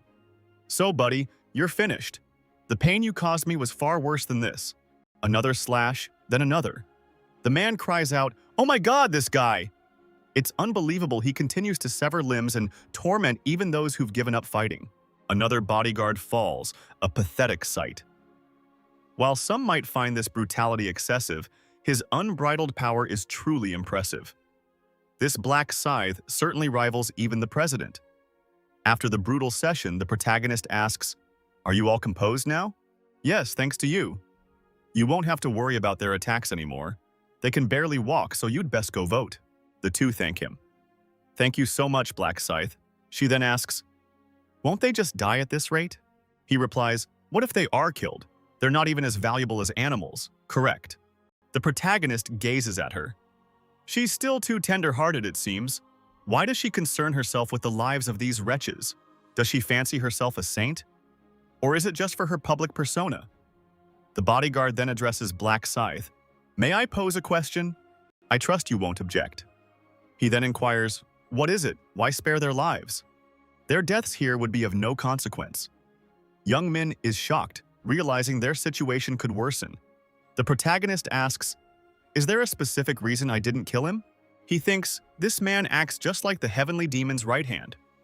Then he says, "It's simple. I gain nothing by ending their lives. No advantage, but leaving them alive could cause future problems." The protagonist glares, then scoffs, "Trouble? Do you honestly think these people can bother me? Also, it's unwise to shrink the population, as it reduces the number of participants able to finish the round." The man acknowledges he's absolutely right. Fewer players mean fewer saved. He's already considering these details. His game understanding vastly surpasses others. This man is truly impressive. He then states, "Understood. We'll ignore this trash too." The protagonist says, "All right, I'm leaving now." The man cries, "No, wait, Black Scythe. Give me an account, I'll send you real-world payment." Forget it. He's already leaving. The man thinks, wow, he'd refuse a reward? I must tell the president when I get back. As tempting as it is to eliminate this man, I'll hold back. Black Scythe said there's no benefit for me. Then he spits in the man's face. What was that? How utterly humiliating. Let's depart. Understood. Everyone, let's proceed. We've reached the voting area. Everyone is present. Please, give me all your votes. Vote for me. I'll do the right things. These people think this is a presidential election. No, instead of voting for him, I'll surely do better. The men are arguing, grabbing each other. Voices pleaded, "No fighting, be careful." Then one person declared, "You're all too agitated, we need someone calm like myself." You, the arguments raged. Then one guy boasted, "No, wait, my dad's a congressman." The bickering continued until a powerful voice finally cut through the noise. "Attention, everyone. Only 2 hours remain until voting concludes. We're wasting precious time. Let's quickly finalize this decision." That was Mitch Chocolate Boy. "All right then, buddy. How exactly are we going to pick a candidate? Do you have a plan?" He answered, "Yes, I have an excellent proposal." "Oh, really? What is it?" Everyone hushed, waiting to hear his words. He thought, "They're diligently following my words. My persuasion rune is working its magic again, just as I expected. When I first got this rune as my fragment, I was disappointed. What good is this useless thing? The persuasion rune boosts your ability to sway a target provided they can engage in conversation." He then realized, this will never work on monsters. They can't even speak, but soon I found the perfect way to utilize it. He then spotted the men about to finish off the goblins. "Go, man, just one more hit. I've got one right here too." He yelled, "Everyone, there's a woman in grave danger over there. Abandon those goblins and rush to her aid immediately." The men paused. "What? Come on, we need to help her first." And just like that, they bypassed the initial 100 goblins. If my plan unfolds as intended, I'll effortlessly become this region's representative. He then addressed the crowd. "All right, everyone, first we must select our candidates. Let's limit our choices to a maximum of 5, then make our final decision." The manipulated crowd responded, "That's a good idea, it makes sense, a much more organized approach." He then continued, "Okay, let's narrow down the choices. If you wish to nominate someone, raise your hand and state their name." The chubby man was about to nominate himself, but the speaker interjected, "Obviously, you cannot recommend yourself. That would just lead us back to the same old problem." The chubby man cursed. "Damn it, he's right. Looks like we're at an impasse again." He thought, how simple it is to sway these people. But the group was indecisive. "I don't know who to recommend, I don't know anyone, and I don't want anyone representing me." He thought, now everyone's quiet, only the prominent will be recommended. A guy in the back then raised his hand saying, "I recommend Mint Chocolate Boy, that scoundrel." He thought, bingo. "Me?" he asked. The man confirmed, "Yes, you'd be a great representative with your logical skills and leadership. You're managing this so well, wouldn't you agree?" The crowd affirmed, "Yes, he is." He thought, another fool for my list. He thanked them for the consideration. "Any other names?" Another man then rose. "I'd like to recommend Black Scythe." He acknowledged, "Makes sense." The last round's winner would naturally be nominated. Another person then raised their hand. Then, "I recommend the second place finisher. Life is a documentary." Another added, "I'll nominate the third, Right Hand of the Black Dragon." He announced, "That's 4 candidates, just one more. Any other recommendations?" He concluded, "No more names? Then we have 4 candidates. Before voting, does anyone wish to speak?" He thought, swaying this lot will be easy. He began, "When I become the representative," a voice nearby snapped, "Stop talking all that nonsense." He glanced over, seeing life as a documentary, rank 2. The man declared, "I can't listen to your drivel anymore." The guy asked, "What do you mean? What are you saying?" Life is a documentary retorted, "Mint Chocolate Kid, you think this world is simple? People just obey your words." He thought, what does he mean? Does he know about my ability? No, it's for another reason. Rank 2 stepped up. "Go to hell. Who are you to decide who represents this region, you provocateur?" The guy responded, "You're crossing a line. A person's words, they say, reveal their true self. Must you be so hostile?" Mint Chocolate thought, "Perfect, this will work." But the guy snapped, "You bastard trying to lecture me? You're practically asking for elimination, aren't you?" He's baffled. Why isn't my ability working? No, this can't be right. He glares at everyone. "You lot, don't you dare vote for anyone else. Understood? Vote for me, or I'll ruin you all." Mint Chocolate watches. This man is truly foolish. Do you expect anyone to obey such threats? Stop your antics and just leave. He hears it, goes quiet, then is grabbed by the neck. "Say one more thing, pal." Not struggling, he says, "I warned you, didn't I? Mess with me and you're eliminated." The man falls dead. He then warns, "Don't vote for me, and you'll end up like him." Terror grips everyone. This man is deranged, a murderer. Then he retorts, "So what of it? Challenge me if you have an issue." This man has snapped. He's utterly unhinged. He laughs. "Since you'll only babble and not fight, I suppose you want me to come to you." Now he's mercilessly eliminating everyone. This is perfect. No police, no press, no cameras. I can kill at will.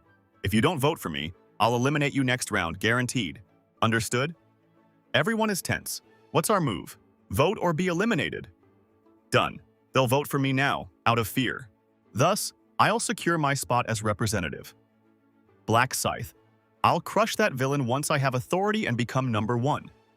Meanwhile, the protagonist hunts, having slain 265 monsters, maximizing his rune, and exploiting the XP buff. I'm almost level 16. The drawback, with so many levels, progress is slowing. Even after 200 monsters in 2 hours, I barely gained 2 levels. The upside is, it's been quite easy. I have the Reaper's rune and the Assassin's rune. The time has come. Voting is over. All players in the starting region are being summoned. The protagonist and the others from the forest are teleported back, finding many people sprawled. "What happened?" Seo Arun asks. "Did that guy really eliminate everyone?" The protagonist thinks, Cho Jong-sik has taken the lead again. He's a gang leader, the district's second best fighter. Too bad his personality is truly rotten. Defusing a ticking time bomb is smart, but not right now. The man approaches the protagonist. "Black Scythe, where have you been? I've waited ages for you. What is it you desire?" "Not much, just a proposition. I'll be straightforward. Serve me." "Serve you? Exactly. Serve me, and I'll let you live." The protagonist laughs. "Hold on. You want to fight? Kneel and beg, or you won't leave here unharmed. Rank 2 is here. You're still crazy. You don't understand your situation, but once I'm the representative..." The protagonist asks, "Are my words unclear, or do you want to be eliminated here?" He pulls out his scythe, and the man stammers, "Wait, where did he get that weapon? Damn, I picked the wrong fight." The protagonist fixes him with a stare. "What's wrong? Speechless?" The guy replies, "I'm Cho Jong-sik, leader of the Jong-sik gang. You think I'll kneel to you? Come at me with that weapon, you son of a..." The protagonist thinks, "Still hot-headed? Enough joking. Complications arise if I show my strength and win votes. I need Cho Jong-sik as representative for the 3rd round. The angel is almost here." Right on cue, the angel appears. The angel calls for all humans to gather. The protagonist remarks, "You're lucky. Choose your challenges wisely, or you'll be eliminated fast." The man stiffens. "Nearly gave me a heart attack." He vows, "I'll let you off this once, but when I'm the representative, I'll return this humiliation tenfold." The angel speaks, "Have you decided on your representatives? It seems you've done more than just talk these past 3 hours. Naturally, I don't care if a few undesirable humans are eliminated. Shall we proceed to the vote?" The representative election begins. Each person casts 1 vote, and the highest vote getter becomes the representative. To vote, just look at your chosen person and think, "Vote." Players failing to vote within 5 minutes will be disqualified and eliminated. Voting begins. Everyone wonders, who do we vote for? The gangster thinks, naturally, they're all looking at me. But then he sees a girl not looking at him. He snaps, "Why aren't you looking at me?" She startles and he yells, "Anyone not looking at me gets eliminated." The protagonist stays calm, trying to avoid attention, while the gangster declares, "If you don't vote, I'll eliminate you myself. I saw you turn your head." Someone's trying too hard. The voting concludes. Voting is done. Good to see no one tried to avoid it. Now, let's check the results. The angel claps and the results materialize. The gangster, Life is a Documentary, actually wins with 20,400 votes. The protagonist secures 2nd place with 2,000 votes. The gangster erupts. "I'm first, but only 2,400 votes, and Black Scythe is 2nd? Those traitors, I ordered them to vote for me, yet they chose Black Scythe." The angel announces, "Here are the results. Life is a Documentary. You are this region's representative. Therefore, I grant you the power of authority to command the people." The system then states, "You are now the region's representative. With this role, you receive command authority. He grins. Now you'll regret not eliminating me, Black Scythe. I'll order everyone to eliminate him.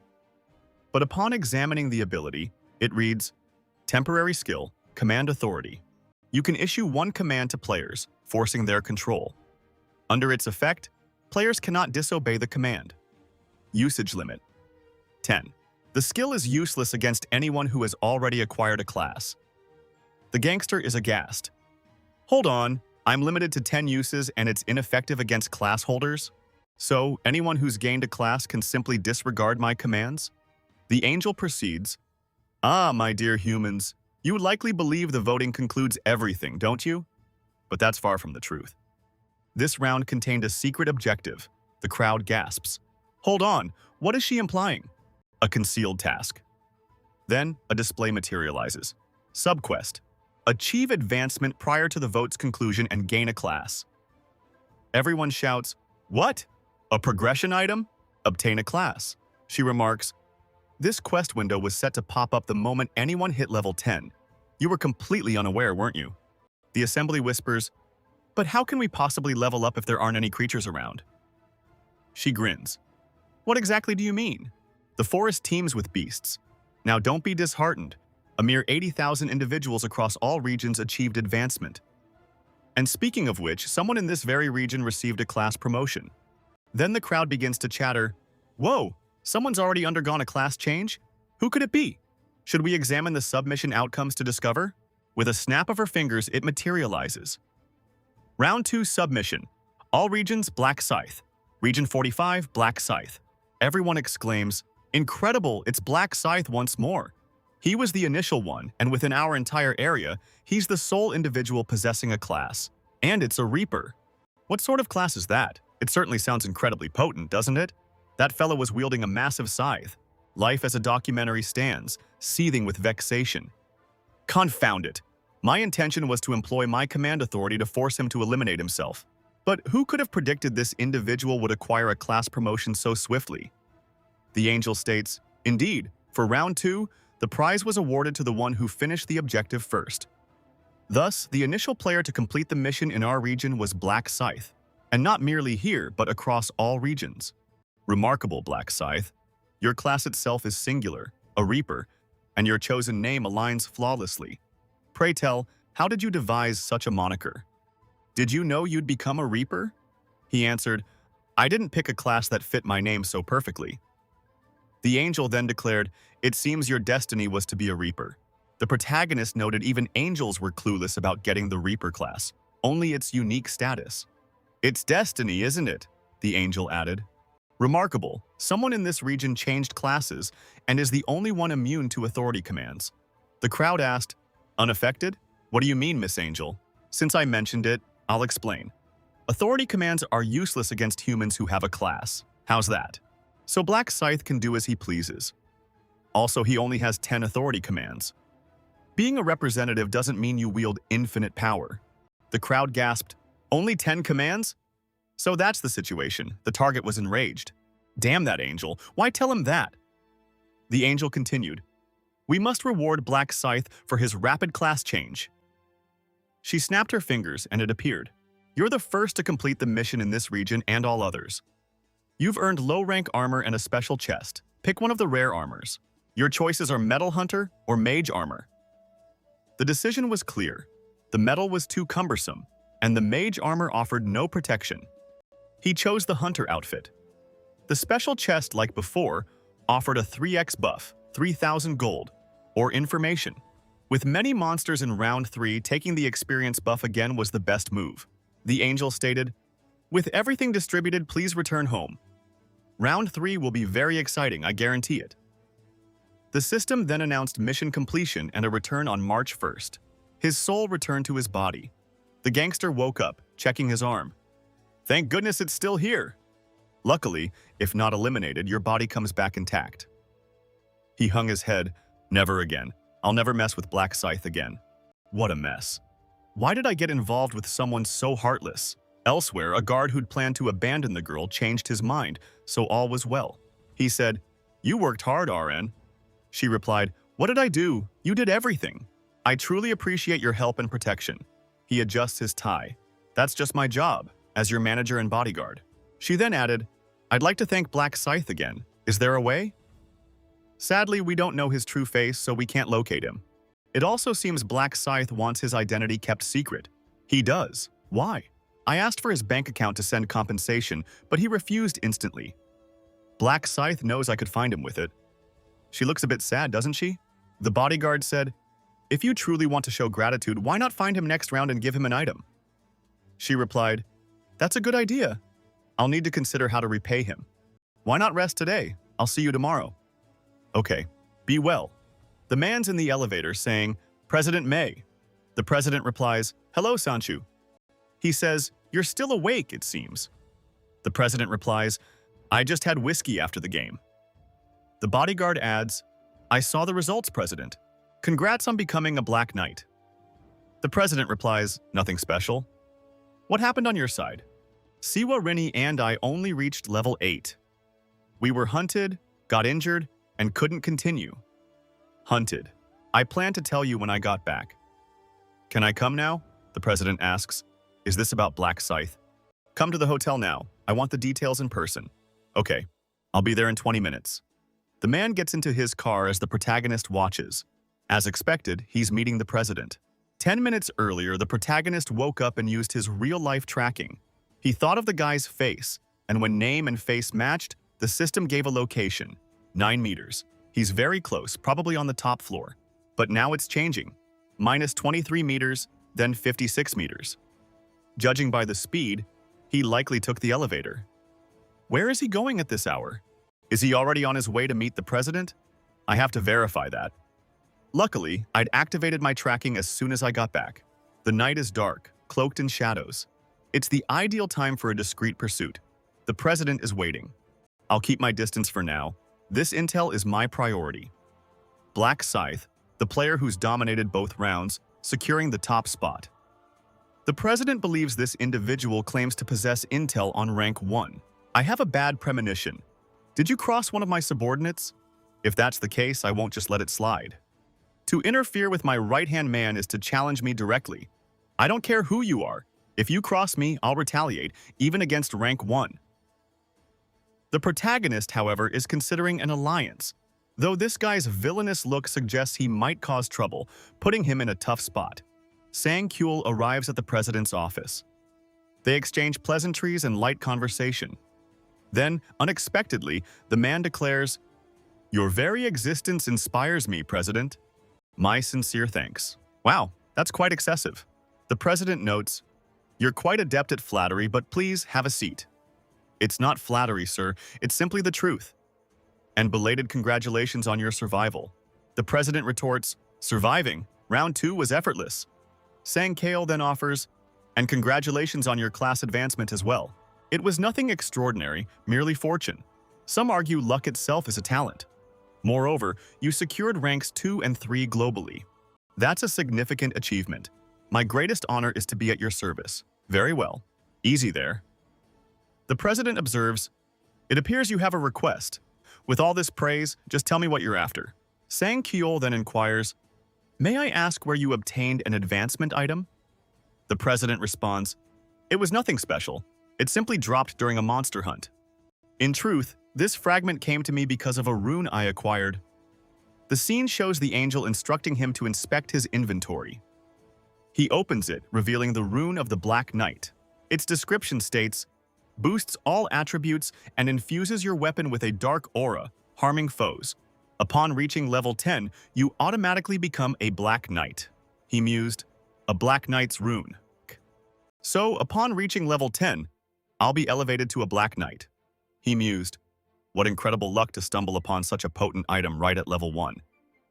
Still, he decided, this information must remain confidential, even from his most valued subordinate.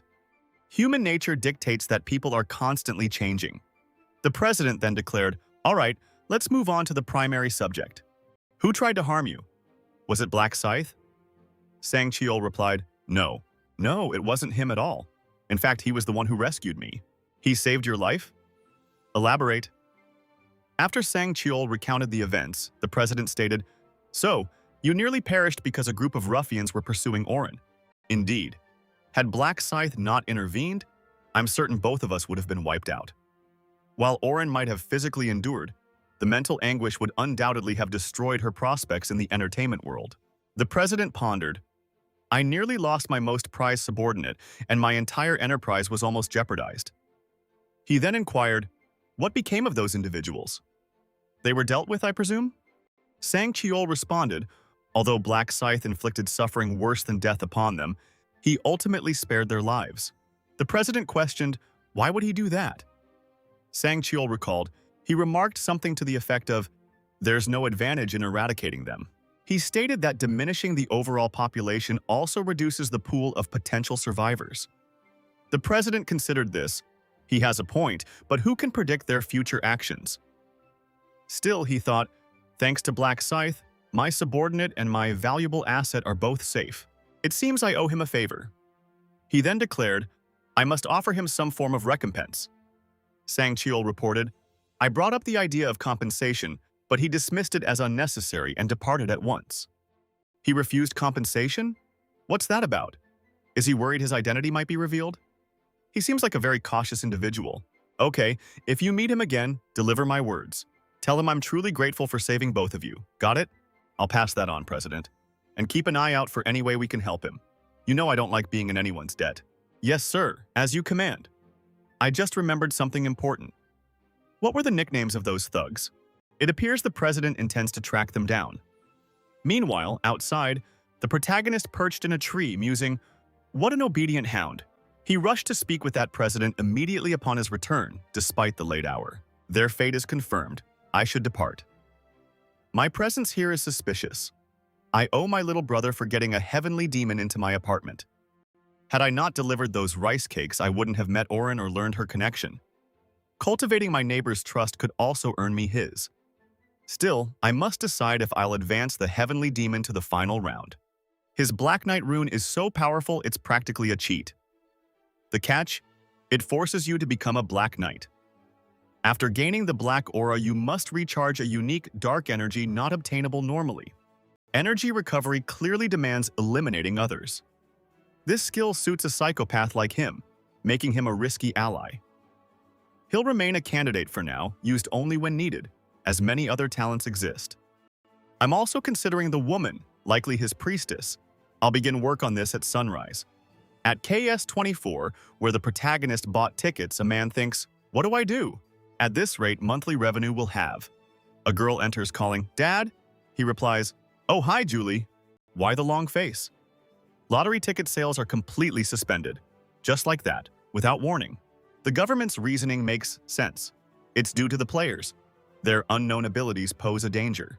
She adds, remember the guy who won first place 4 times? His secret? I saw it in my dreams. Who could that be? The father laments, rent and work expenses were already tight. What now? Don't worry, Dad, I'll graduate soon and help you. Okay. What if I got a part-time job to help with bills? The father replies, Julie, don't fret about money. I'll manage it. Focus on studies. Your grades are good, right? You're still in school. Your dream was to be a doctor. Dad, I've abandoned that. School doesn't matter now. He agrees. You're right. Money's irrelevant. If things go wrong, you could be out next. I've been feeling so adrift lately. Julie replies, Dad, there's no need for you to say sorry. This isn't your fault. It's okay, truly. I made it past round 2 and even gained a class. Her father, surprised, asks, a class? Yes. Wait a second, she says, then casts a healing spell, channeling power over him. What's happening? He asks. She explains it's a skill called Buff from her class. It slightly boosts all your attributes and seems to have a revitalizing effect on normal people. Wow, that's an amazing skill. My body feels so energized. She smiles. I can use this on you anytime, so cheer up, Dad. Okay, I'll feel better. Just then, a customer enters, and upon seeing him, he freezes. Who's that? Julie asks. Do you know him, Dad? That's the lottery maniac, the guy who won first place by hitting the same number 100 times. The protagonist walks in. Hey, how's it going, sir? Do you remember me? I purchased 100,001 in lottery tickets. Yes, I recall you. But what brings you back? First, I wanted to apologize to you. Apologize? Just like that? Why? I saw the news. My consecutive wins caused lottery ticket sales to stop. I came to apologize for unintentionally causing so much trouble for your shop. The shopkeeper replies, don't worry, it's not your fault. We won't starve just because we can't sell tickets. The protagonist replies, even so, I feel bad for affecting you. I'd like to offer some compensation, even a small amount. The shopkeeper looks, what's this, 10 million won? Both father and daughter exclaim, wait, hold on, you don't need to do this. No, please accept it. The protagonist insisted, I truly believe I've inconvenienced you. He turned and left. The father exclaimed, oh, customer, we can't possibly accept this much. Julie said, Dad, I'll take it. I'll return it to him. Her father agreed. All right, go give it back then. He walked on and she ran after him. Excuse me, hold on. He turned. She asked, Riemann, is that you? He replied, and who are you? You don't know me? It's Min. We're in the same class. He asked, same class? What, you don't remember a classmate? He said, my apologies. I'm terrible with faces. That was a lie, of course. He knew Min-Ju Lee was his classmate and the shop owner's daughter. He already knew she'd get the buffer class. Discovering a classmate received such a strong class impressed him with fate's alignment.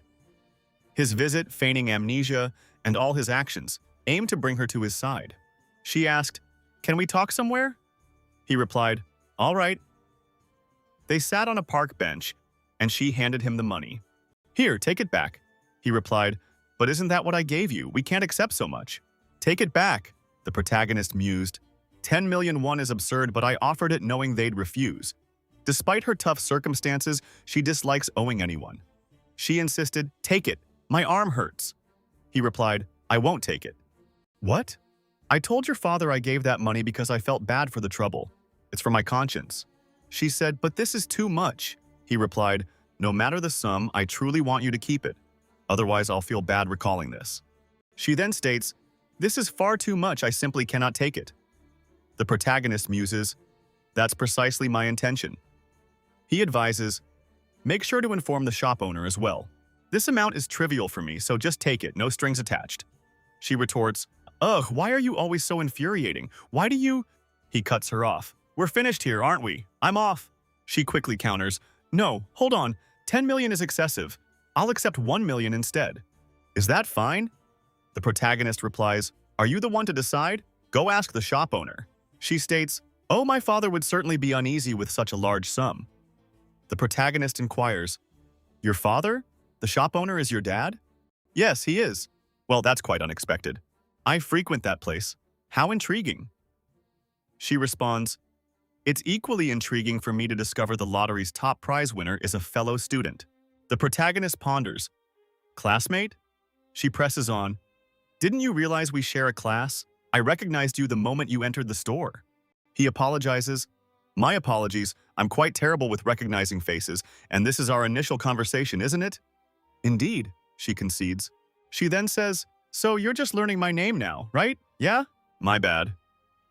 She looks a bit embarrassed, and the protagonist thinks, I feel bad pretending not to know her, but I need to keep her intrigued. Sigma protagonist, cold and calculating. She rises and declares, as I've said and I'll repeat it, my name is Min-Ju Lee. We're classmates, and this is what I look like. Will you remember me? The protagonist replies, I will. She sinks back, feeling defeated. Why does this feel like a harsh dose of reality? What am I even doing? I'm introducing myself to a fellow student with graduation so close. The protagonist says, okay, at least we're acquainted. We can still communicate after graduation, so how about you share your number? My phone number? Yes? Is there an issue with that? I don't find it odd for classmates to swap numbers. You're right, she agrees, then gives him her number. Here you go. The protagonist says, I suppose it's fate we met this way, so let's keep in touch. She agrees. All right. He then says, something urgent came up, so I'm off. As the protagonist leaves, she suddenly remembers the envelope. I forgot to give it to him. But then she thinks, he asked for my number so suddenly it completely threw me off. My heart's racing. I know he sees me as a friend, but I still like Ryuman. What's happening to me? Wow. Did I just win the lottery out of nowhere? No, wait, we need to understand why. She recalls, I met him randomly. Then I saw guys kicking and insulting him. You bastard. No money? Do you think I'm joking? Kicks flew. She remembers thinking, oh my god, I called the police. Was it pity or just curiosity after reporting the incident? She followed Ryuman to ensure he got home safely. But seeing him at his part-time job, acting normally, she realized he possessed hidden strength and, from then on, she took an interest but lacked the courage to speak. Her feelings grew, but fear always held her back. Who would have thought we'd meet like this? I must act now. This is a heaven-sent chance and I can't ignore him after receiving 10,000. So, should I ask him to grab a bite to eat with me? That's the plan. Go for it. She calls the protagonist who's in bed scrolling on his phone. Darn, she already called. Let's go eat. How about dinner? I'll cover the bill. I'm well off, and I shouldn't always depend on you. The protagonist sees this as a promising development. She clearly feels indebted and wants to treat me. This makes it simple to gain her trust, become her confidant, and ultimately guide her safely to the 20th challenge. Grabbing his Prada bag, he stands to depart. His brother inquires, "Where are you off to?" "I'm meeting a friend," he replies. "A friend? Not a girlfriend, I hope." "And why shouldn't I be meeting a girl?" "I'm off. See ya. Don't worry about lunch." His brother is astonished. A date? Impossible. Later, at their meal, the protagonist asks, "How's the steak?" She responds, "Huh? The steak? Is it to your liking?" "Indeed, I do. I enjoy it." "Then please, eat your fill." "Okay." The warrior seems ill at ease, more so than even the most frustrating main characters. She muses, "To think I'm actually here, alone with Ryu Min. What an incredible day." They both remain quiet. She reflects, "No, this silence is becoming awkward. I have to break the ice. Come on, be brave." "So, how exactly did you win the lottery?" 4 consecutive times. The protagonist answers, "I saw the winning numbers in my sleep." "Incredible! How much did you earn from those visions?" "Perhaps I'd never have financial concerns again, but then my very existence became a worry. So I was intrigued." "Tell me about your first round. Was dispatching the goblins a challenge?" "Extremely difficult." "It felt endless. Which region are you currently in?" "Yes?" "The full number escapes me, but it was a 5. Mine, however, is a 7. What a pity. It seems we won't connect there." Stelly thought, "No need for disappointment, my friend. We'll certainly meet." As the number of survivors drops, the regions will eventually merge. Stelly's conflicting goals were confusing. He wanted to hide his top rank, but also be her friend and recruit her. The plot was thickening. "What level are you?" she asked. "Level 10. "Same here, level 10. And your class?" "Not yet, you?" "I had some good fortune. I obtained a class item. It's the buffer." "The buffer?" Stelly thought, "Like in games." And she's a buffer again, thankfully. Julie then asked, "Want to see?" "I have a buff called Blessing that boosts all your stats." "Really? Let me see." She cast the buff on him, and he was amazed. "Wow, this is incredible. It boosts all stats by 50% for 3 hours. Right. I need to get her to the 20th round." Stelly said, "Just as expected from a unique class, the effects are excellent." He remarked, "Wow, that's incredible." Stelly knew that once she fully leveled the skill, its effect would double, reaching 100%. But that's for when she levels it up completely. Stelly was glad she used the buff. "I was looking for her because of this. My reward for being the first to change classes was a random gold backpack. It provides a varying sum of money, influenced by your luck stat. So, higher luck means more gold." Stelly exclaimed, "This is fantastic, thanks Julie." She offered, "Just let me know if you want a buff. This is quite convenient. Anyway, didn't you have something to tell me?" "Right? I really should have brought this up sooner. So, a huge thanks for the 10 million, and my father also sends his gratitude. Don't worry, we'll definitely settle our debt." The protagonist asks, "Is that all you wanted to say? I've already told you the money isn't an issue." "All right, if cash isn't what you're after, perhaps this will do." She then pulls something from her inventory. The protagonist ponders, "What could that be?" She clarifies, "I acquired this during a hunt. If you refuse the funds, please accept this instead. I'm quite serious, so don't even consider turning it down." The scene then shifts to their farewells. She remarks, "This was truly enjoyable." The protagonist responds, "Absolutely. Stay safe in the upcoming round. Farewell." The protagonist makes his way to a plaza, accesses his inventory, and there he sees the low-grade purple magic crystal she gifted him. He muses, "Incredible, she actually gave me this." Regrettably, its full capabilities remain a mystery to him for now. Its true purpose will only become clear at level 20, once the combination function is available. These crystals can be fused with your weapon to impart various enhancements. There are 7 distinct types. Red boosts damage, orange enhances strength, yellow improves luck, green increases dexterity, blue raises intelligence, and dark blue lessens incoming damage. Then there's the purple crystal, the most uncommon of the bunch, offering a slim possibility of boosting all attributes. Wow, I'm incredibly fortunate to have acquired this for free, he thinks. It seems my real-world luck is quite formidable. I'll deploy this magic crystal once I hit level 20. Now, should I immediately open the golden pouch? First, however, I must enhance my stats using my assassin rune, but without resorting to those bothersome insects. The assassin rune grants a 1% stat increase for every target I dispatch, and even insects qualify, as long as they're living creatures. In the other realm, there are no insects forcing me to depend solely on monsters. Fortunately, the situation is different here on Earth. He offers a preemptive apology before beginning to crush bugs, fully activating his rune to 100-100, which amplifies his stats by a full 100%. His luck stat now stands at 45. My initial 15 luck points have already soared to 45. It appears I'm in for some favorable outcomes this round. He accesses his inventory, then opens the golden pouch, which holds anywhere from 1 to 999 gold. Let's discover my haul. The amount you receive can fluctuate, even with an identical luck stat. Previously, based on my attributes, I typically acquired between 3,000 and 6,000. He inspects the contents and then, what? He pulls out 9,999, the highest possible yield. Astounding. That divine favor truly delivered. Now, with 16,000 gold, I can buy an epic item. The one I'm waiting for arrives in 2 weeks, so I'll hold off. Back home, his brother, curious, asks, "How was your date?" "A date? You didn't have one. Quit spouting nonsense. What was for lunch? Black ramen? Honestly, why didn't you get something nicer?" "My brother, black ramen is perfectly fine. You have no idea how much I've craved it." The protagonist responds, "Right, that's fair. A month ago, we had nothing. My Bitcoin investments are nearing 150,000.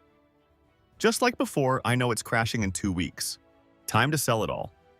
Before that, he quickly needs a driver's license. The protagonist heads to the driving test. "Lord, how many times have I done this? I'll just breeze through it." He stands, walks out, and the examiner thinks, "What's with this guy?" The examiner checks the screen, seeing the protagonist passed with a 95, incredibly fast. He's shocked, but then realizes that result was obvious given his attempts. His license is quickly issued. The protagonist then has an existential crisis, wondering, how many years have I lived? What's my real age? Right after, he's driving a Lamborghini Aventador. The protagonist showing off Dan Man. Not an easy car to buy, but he knows the ropes, so everything goes smoothly. A fortnight later, it's time to divest from Bitcoin. A sinister grin spreads across his face. His brother asks, "What's going on?" "I've liquidated all my Bitcoin." "How much did you earn?" 300 million. His brother stares, shocked. 300,000? You turned 60,000 from the lottery into that much? The values are in one currency, but now they're talking dollars, making the numbers seem off. The protagonist says, "I'm telling you." His brother replies, "Wow, I tried to stop your investment." "Wow, that's an incredible return." The protagonist confessed he was equally surprised, as his previous best was 280,000. His brother then inquired, "Are you pulling out everything?" "Absolutely." "My next move? Investing in stocks." His brother nearly choked on his coffee. "Stocks? You? You know nothing about that." "No worries, I saw it in a dream." "Another one of your crazy dreams, now about stocks?" "Precisely. I'll invest, and we'll get rich." "Fine, do what you like." His brother gave up. The protagonist thought, I don't blame his worry, but I know the future. The company I'm investing in is Kazdak, worth 900,000. This is the Heavenly Demon Consultancy Corporation belonging to that guy. While currently quiet, a special system after round 4 will trigger its massive growth. Knowing the massive profit, I must invest. Acquiring a large stock share and operational control would be a huge advantage as a majority shareholder. I'll invest 280,000 for 31%. He glanced at his brother. Please, let the dream be right again, he hoped, making the purchase. Excellent. It's done. Next, I'll acquire my gear. That midnight, the protagonist opened the game's item shop. He'd saved for this. He navigated to the equipment section. Common items and skills were purchasable with money, offering unmatched convenience. Yet, most were normal rank. Rare or epic items were available. The daily item feature offered a random rotating selection. Getting what you wanted was hard, as its availability was unknown. This wasn't a problem for him. He knew what would appear. Today, a needed epic item was available. It was the skeletal necklace. It provided stats, and its best effect increased attack speed by 1% per foe, up to 25%. Perfect. This skeletal necklace boosted intelligence and speed, and was affordable for its many benefits. Item in hand, he wasted no time. Opening his inventory, he applied the 50% class change discount voucher. Our Mathaverse hero paid half, then stared in disbelief at the nearly 14,000 gold still remaining. Incredible, I'm loaded. This is fantastic. A quick calculation beforehand would have made this outcome obvious. He'd initially planned to buy basic equipment with his leftover cash, but another 6,000 gold meant a new skill, far more valuable than any common gear. He needed to earn that 6,000 gold immediately. Good thing round 3 was packed with monsters. Time flew, and then everyone was transported. The group, now teleported, was already annoyed. Blast it! We're back here again. This isn't even a forest. What is this place? The area looked like a ruined village, ringed by a fortress, like castle gates. And that crystal? What could the third round's objective be in this place? The protagonist noticed everyone's anxiety. This location was new to all but Kyojong-sik. He was the only one unfazed. Muttering began, "Hey, isn't that our zone's rep?" "Yeah, it's... Life is a documentary. The gang leader, remember? He'd drawn a sword, threatening people. Black Scythe should be commander." "Watch your mouth, man. He has authority, you know. He might hear you, so what? His authority is limited to 10 uses. Why be afraid?" Life is a documentary heard, then instantly barked for silence. The group whispered, "He's already yelling." "Does he think that's scary?" He yelled again, "Shut up! Who's the fool who said that?" "Blast it, I knew this would happen. The cursed angel surely exposed my weaknesses." Just then, the gang leader Prodigy stepped in. "All right, that's enough. Wang Haomun, what's your deal?" "Life is a documentary. Hyun Nam I, the leader of the Jung-sik gang. Jung-sik's son Beenam has come to meet you." "All right. Son Beenam, what gang are you with?" "I'm not in a family yet. I'm just a 20-year-old who wants to be a gangster." "What? This kid's dream is to be a gangster? What kind of madness is this?" The kid then said, "You're my role model and I've always wanted my gang to join your faction." The other man just asked, "Wait, so what are you?" Before he could finish, the kid threw himself to the ground. "I want to serve you. I want to be your lifelong follower. Please accept me." The man smiled. "I've met many strange people, but this is the first true psychopath. Still, I like this passion. Hey, stand up. Yes, sir. Are you out of your mind, kid? My reputation here is ruined, yet you still want to be with me?" "I don't care about that, sir. I respect you. If you accept me, I don't care who looks." He looked at him saying, "I like your answer. All right, I'll take you on, kid." "Thank you, sir. It's an honor." The crowd murmured, "Wow, he joined Life as a documentary. He's completely insane. Look at his joy." The protagonist watched on. There he goes, joining Jong-sik again. This could be good. Soon after, the angel appeared. All humans are here. Let's see. 90 fewer than before. Everyone reacted. 90? What does she mean? "No side chatter," she stated. Let's begin. Round 3. Primary objective, guard the relic for 3 hours. Across the entire game, out of 856 million players, only 214 million will survive. In this zone, only a quarter can make it. The crowd was stunned. "Wait, our numbers are down, what's going on?" Her reply, "It's not as if you young humans were eliminated for being too old, was it? Looks like you've been brawling in the real world. Your human squabbles are none of my business." Then, a player spots something strange. Hold on. They quickly verify the round's survival quota and discover What? Just 1/200? That's barely a fourth of us all. Angel, could this be an error? She simply burst out laughing. An error? Tough luck, but no, there's no mistake. You're probably just terrified by the low survivor count, but have you forgotten? The rules state that only half should make it through each round. Yet, every single one of you survived the last. So, naturally, only a quarter will advance this time to even things out. Someone tries to protest, but this... She interrupts him. Don't feel swindled. You simply need to strive to be among the top 25%. Enough talk about that. Let's discuss this round. Creatures will emerge from 4 portals every 30 minutes. Their objective? The relic at the heart of the village. 5 monster waves await, and you must unite your strength to safeguard the artifact. Should you manage to defend the relic for 3 hours, bonus rewards are yours. Fail, however, and a harsh penalty awaits. Your final rank, regardless of survival, hinges on the number of creatures you dispatch. Given this round's defensive focus, expect a surge in monster numbers, though they're thrice as weak, making it less challenging. Naturally, the experience and gold gains are also scaled down. Life is a documentary thinks, all I need to do is slaughter these creatures. He muses, my authority remains, so this should be simple. The angel then adds, oh, I nearly neglected to mention, the designated representative for this zone is Life is a Documentary, correct?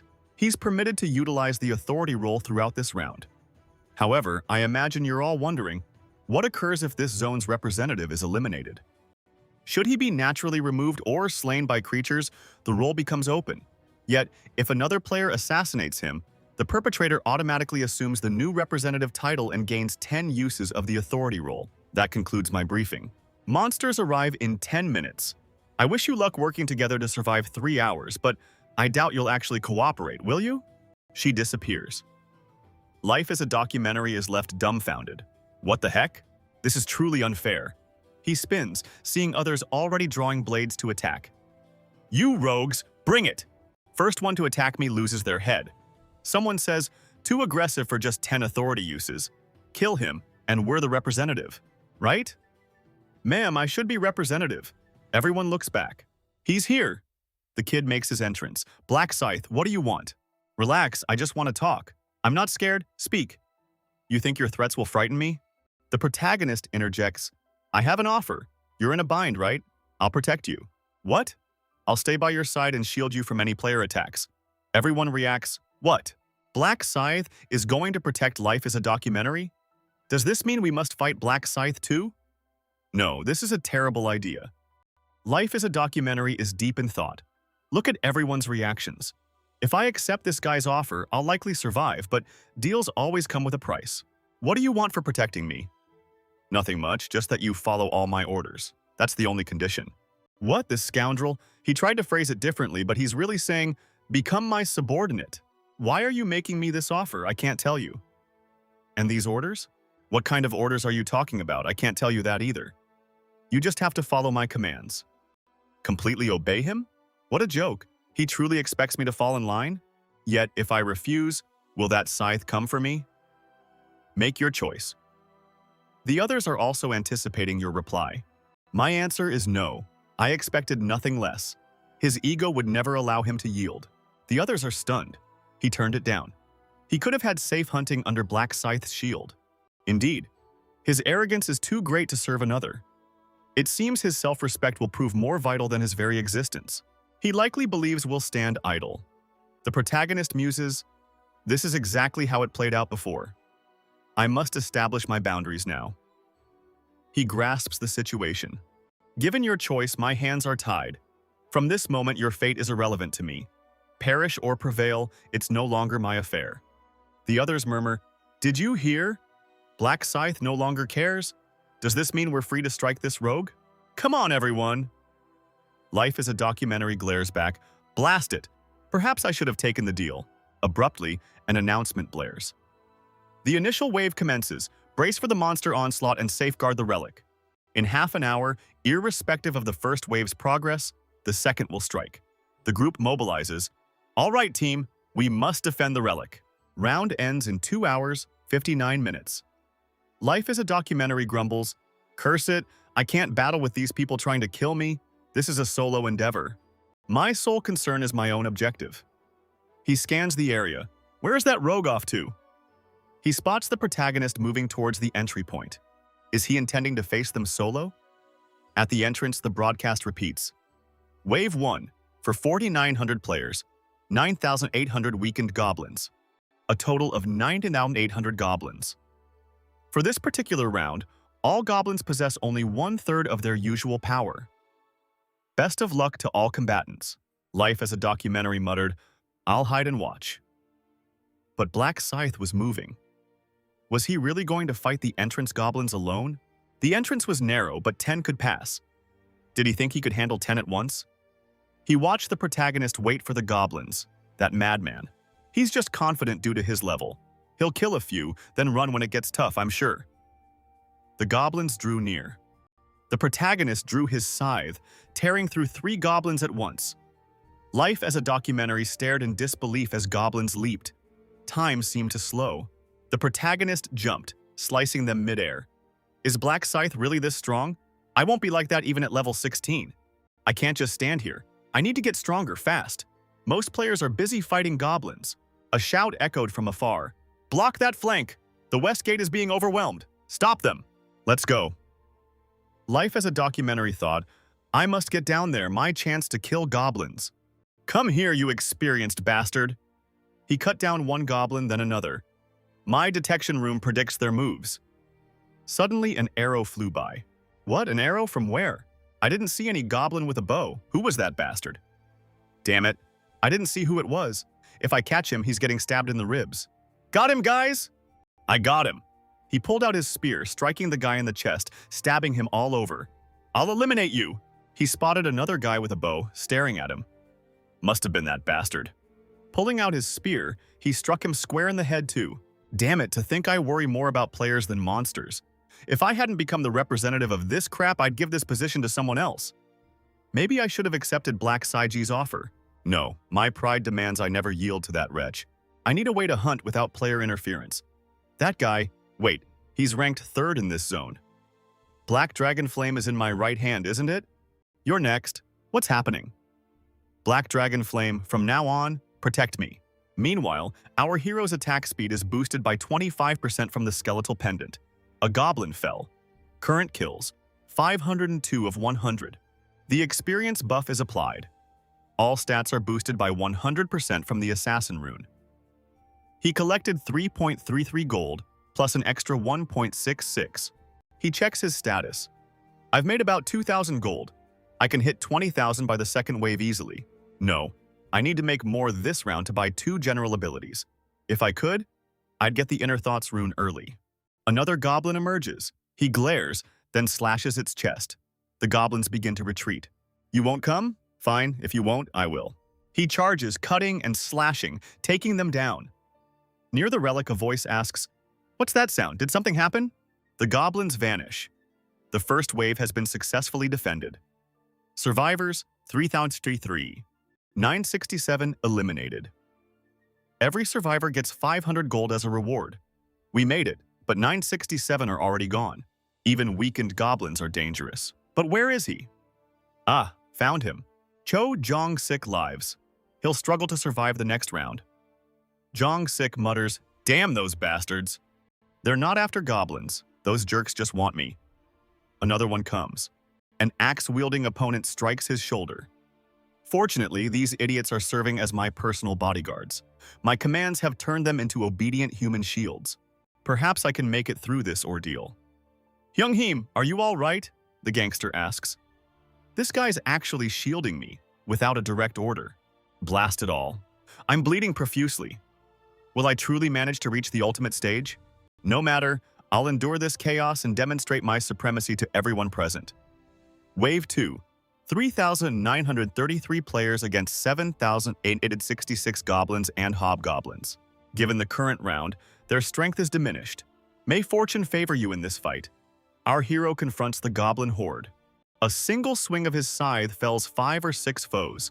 He lunges ahead, cleaving through 3 more. You have attained level 20, and your status has advanced from apprentice to regular. The combination feature is now accessible. At last, level 20. I can now merge items to forge exclusive gear, unobtainable through conventional means. In recognition of your rank advancement, the Death Seal ability has been enhanced. Its bonus damage has escalated from 100% to 120%. Furthermore, you've acquired the Reaper's unique power, the Night of Death effect. By manipulating ambient shadows, you conjure a spectral night that surrounds you, effective within a 500-meter radius. Your subsequent ability will activate at level 40. 20% damage from Death Seal, and now a brand new skill as well. The true advantage of Night of Death lies in its synergy with the Reaper rune, which amplifies my attack speed by 50% after dusk. A horde of weapon-wielding goblins draws near. Excellent, a perfect chance to test my new skill. He unleashes Night of Death, cloaking the vicinity in profound darkness. The bewildered goblins stumble aimlessly. The protagonist glides through them, striking with precision. The goblins are disoriented, searching in vain. They drop one by one, a complete slaughter. You have successfully cleared Wave 2. 3,043 players endure, with 500 eliminated, including Magni. Each survivor is awarded 500 gold. Has the second wave truly concluded so swiftly? Perhaps I should acquire a new skill during this break? Entering the shop. My initial purchase must be Detect Presence. This will allow me to perceive anyone within a 30-meter radius. Currently, only goblin remains litter the ground. Should I accumulate another 20,000? The third wave commenced, pitting 300 players against 6,686 weakened hobgoblins. A swift cut, then a thrust to the chest. The third wave was successfully overcome. Wave 4 arrived with 3,001 players facing 6,002 hobgoblins and gnolls. The future gangster moved like a whirlwind, striking relentlessly as the battle raged around him. Another wave conquered. Just one more wave, one more hour. Endure this and I'm through. All 10 of my authority commands are already used up.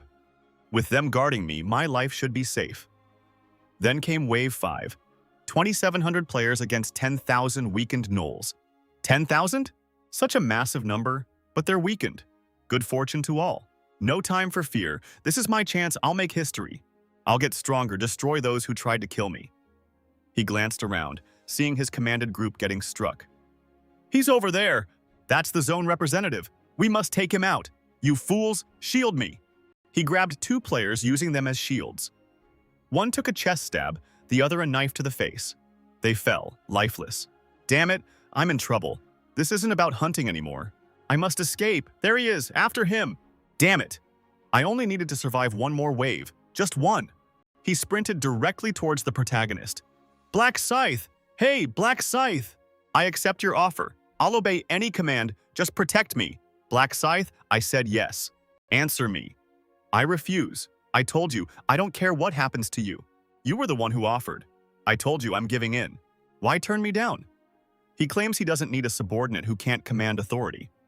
Curse it, he's implying I'm utterly useless now. Had I foreseen this outcome, I would have taken the deal much sooner. Can you believe it? He actually turned down the proposal. What a huge relief. I was genuinely concerned about my next move if Black Scythe had agreed. Your existence truly is a reality show, pal. Now that you've blundered, this will be easy. Damn it, if you want to fight me, then come on. I swear, I'll bring down at least one of you before I'm taken out. Here comes the gangster prodigy. Sunbane, you're having trouble, but don't fret. I've got your back, buddy. Huang Yangmen, I knew I could rely on you. If I make it through this, you can bet I'll repay you. A brutal blow to the face knocks him flat. Sunbane, just calm down. Your demise will be entirely painless. You swine! More punches, a flurry of blows. Blast it! To imagine that I, Cho Jong-sik, would be double-crossed by such a lowlife, and it's all finished. The zone representative, known as Life as a Documentary, has been terminated. Authority now passes to the victor. Player Yaman has been appointed the new representative. That's right, I'm the representative now. I am the ruler. You now hold the position of representative and possess all the associated powers. Now I can torment Siwa Rin to my heart's content. This will be amazing. Relax, old-timer. I'll wield your powers wisely. Don't resent me too much, and... This is the fate of a leader who only flees. Utterly disgraceful. Say, did you all witness how I dispatched this fellow? He never had a prayer. Yes, you're absolutely correct, thankfully. What in the world? His hands are still caked in blood. He beat that man to death with his bare hands. This maniac is truly unsettling. What a total scumbag. He actually betrayed that man. What's with everyone? What's happening? Didn't this creep just back that gangster? He must have planned this betrayal from the start. This fellow is truly strange. And now he's the leader? Wait a minute. We need to eliminate him. He says they're after me. Luckily, I have someone to rely on. Black Scythe. What? You saw my message.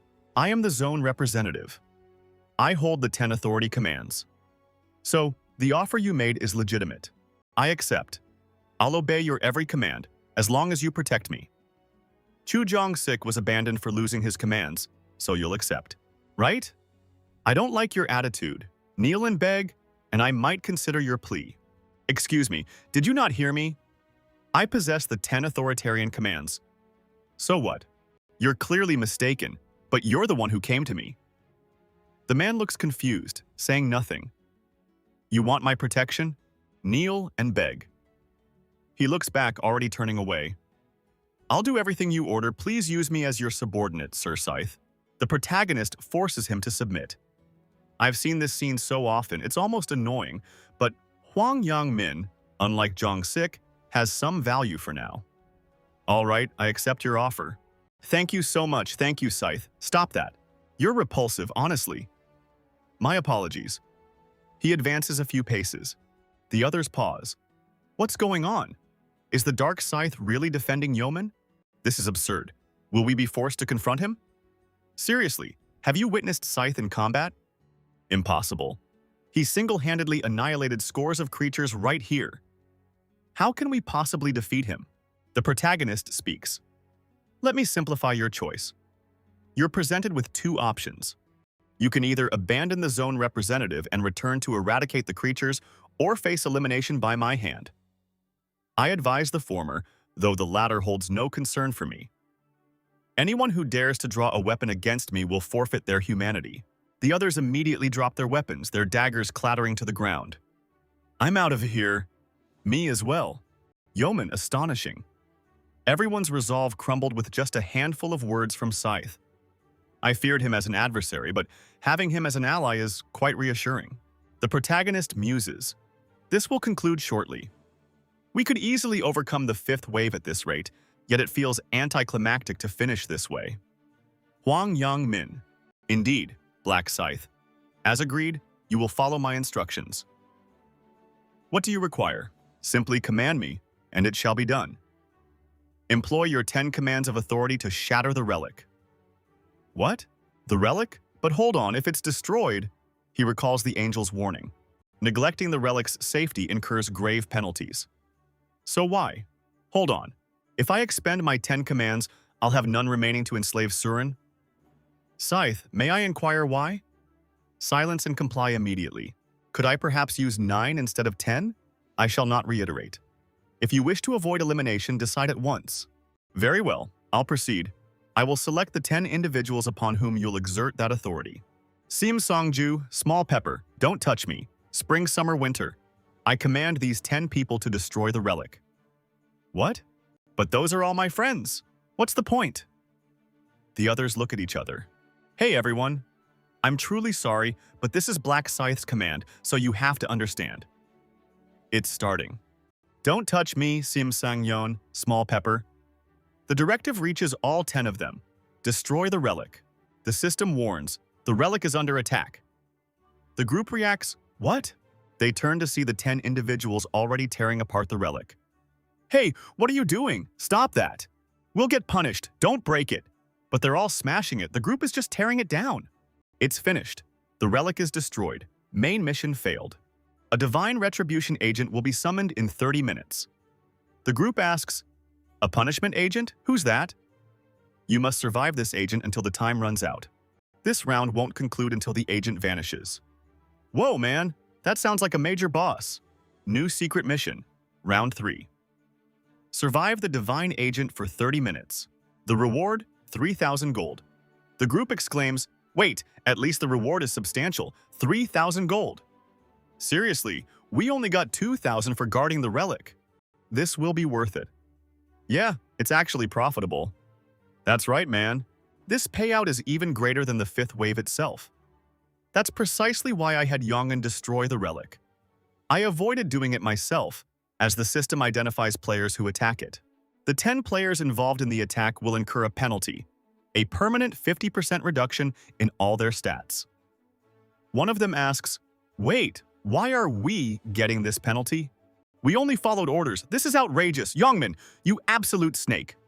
My apologies, friends, but who could have known about this penalty? Since the zone's guardian failed to protect the relic, you'll also be punished. What? My stats are permanently crippled. This is just insane. The protagonist is watching. A permanent stat reduction directly impacts survival. That's a death blow. All right, I need to prepare for the Agent of Divine Punishment. Time to shop. I'm buying an assassin's hood and agility boots. Even the cheapest boots will give me an edge. Next, item fusion. Simply take an item and merge it with an energy stone. Fusion complete. Your skeletal necklace now has +1 to all stats. I can embed an energy stone into every single piece of my gear. Fusion successful. Your armor now grants +1 damage reduction. Another successful fusion. +2 strength. These basic stones aren't much, but any boost helps. Hold on, is it beginning already? I'm feeling a little anxious. Stay strong, everyone. It's only half an hour. We can do it. Keep running. It's just 30 minutes. Everyone will get through this. I'm not convinced. Escaping the Divine Punishment Agent isn't simple. In my previous life, only 500 out of 2,700 made it. Simply avoiding elimination here is a massive feat. This Agent of Divine Punishment typically requires 5 level 40 players to defeat. But I aim for a big reward by defeating it now. This is thanks to the title I got from Burial, the first assassin of angels. Its effect, all stats are doubled against divine types. And the Agent of Divine Punishment happens to be a divine type monster. Wow, a massive angel descends with ridiculously huge wings. Is that the agent? Wait, we just have to run, right? Just avoid its attacks. This should be simple, right? What a joke. All that worry for naught. The entity lifts its staff, steps forward, then slams it down, creating an energy dome that envelops us all. The divine agent has activated its restriction field. A formidable barrier, and I'm caught. No one can exit this zone unless the spellcaster releases it. Hold on, we're stuck here, completely cornered. Is that right? Everyone's stats within this perimeter have been halved. People are panicking, screaming to be freed, crying for help. The protagonist estimates 300 souls are ensnared. Regrettably, there's no hope for them. The angel slams its staff down once more. The slaughter has commenced. The protagonist averts his gaze, unable to bear witness. A torrent of blades descends, impaling everyone indiscriminately. This is madness. How could anyone evade this? It's a gruesome sight. The chaos makes it impossible to discern anything. Within this restriction field, once ensnared, evading every single projectile seems utterly hopeless. Yet, if one can simply avoid them, it's manageable. This is my chance. Everyone else is preoccupied. Just as expected, when it's focused on its human prey, its back is exposed. The moment this barrier dissipates, I'll strike. Lives are being extinguished within, and the field is starting to fade. I no longer need to fear it detecting me. It lacks auditory organs. From 5 meters, I must apply the death seal. This initial blow needs to be absolutely flawless. The divine agent finally turns, but at this critical juncture, it's far too late. A perfect hit directly into its eye.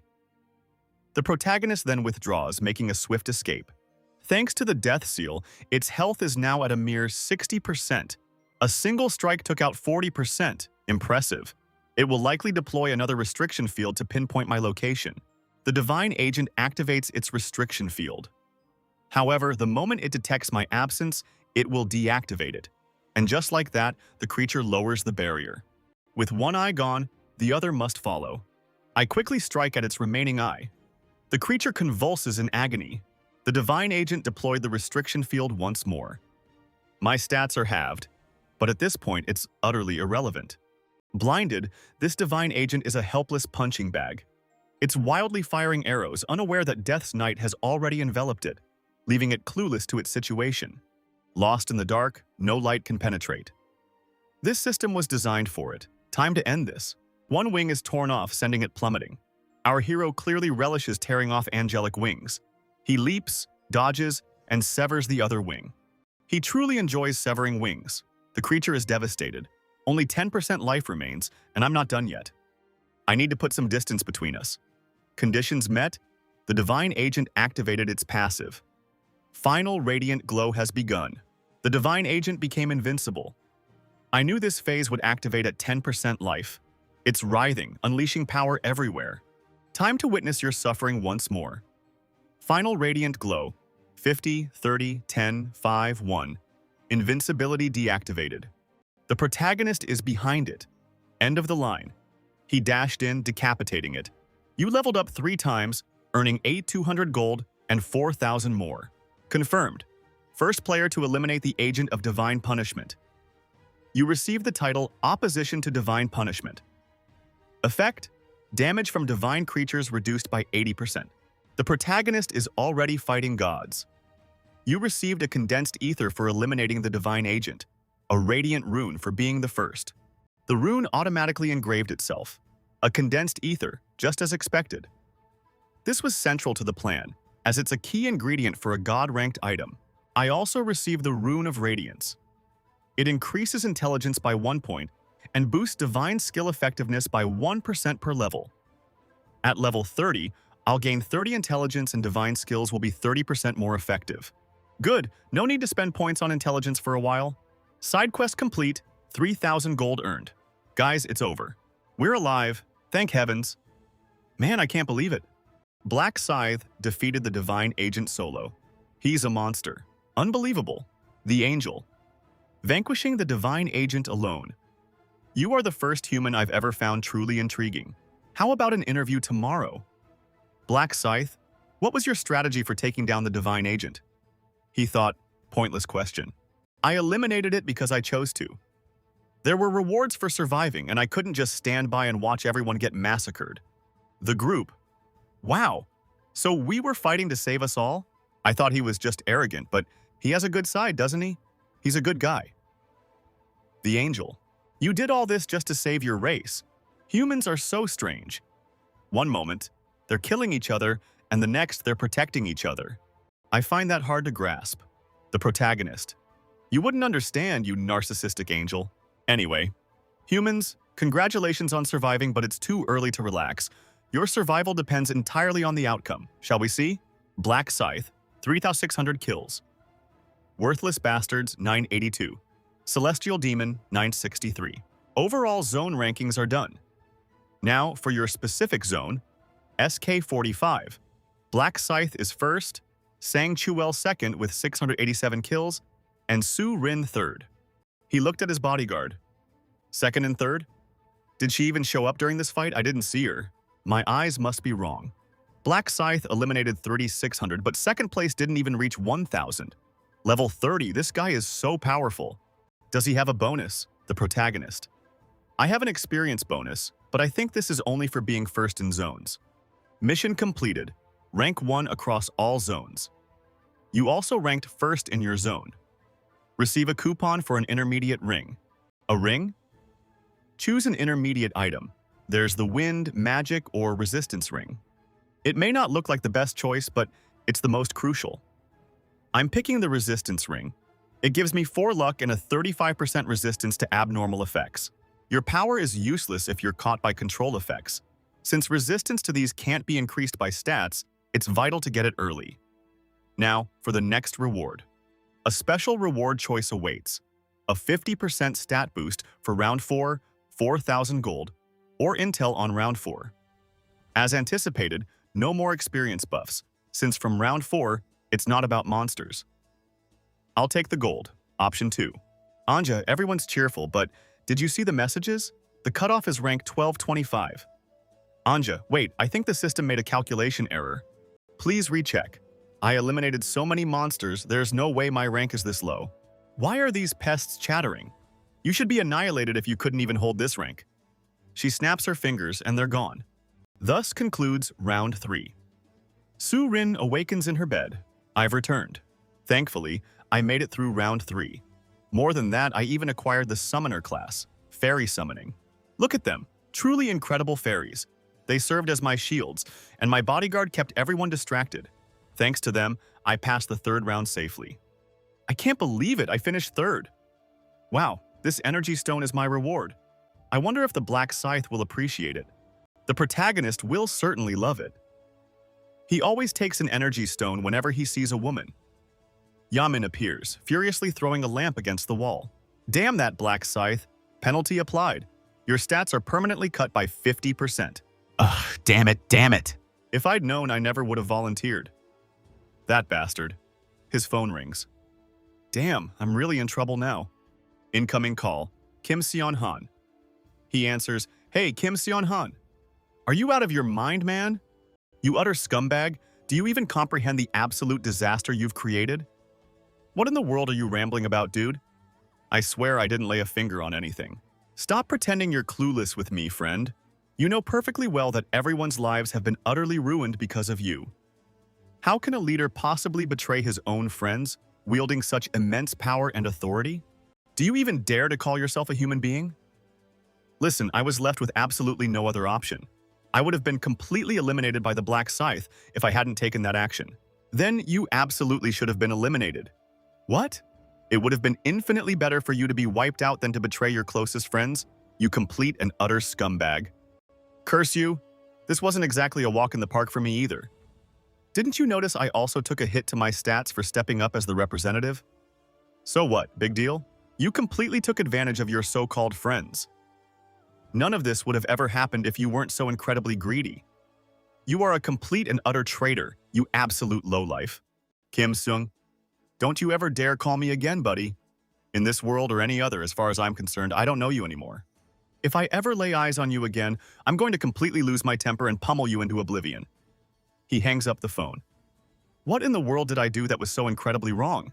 I'm a victim in this whole mess as well. I'll get in touch with my other friends. Together, we'll take care of this lowlife. He immediately starts trying to call his friends. Not a single person answers. It's clear that everyone has completely blocked his number. You absolute sons of bitches. Fine. So much for loyalty, so much for friends. I don't require any of that nonsense.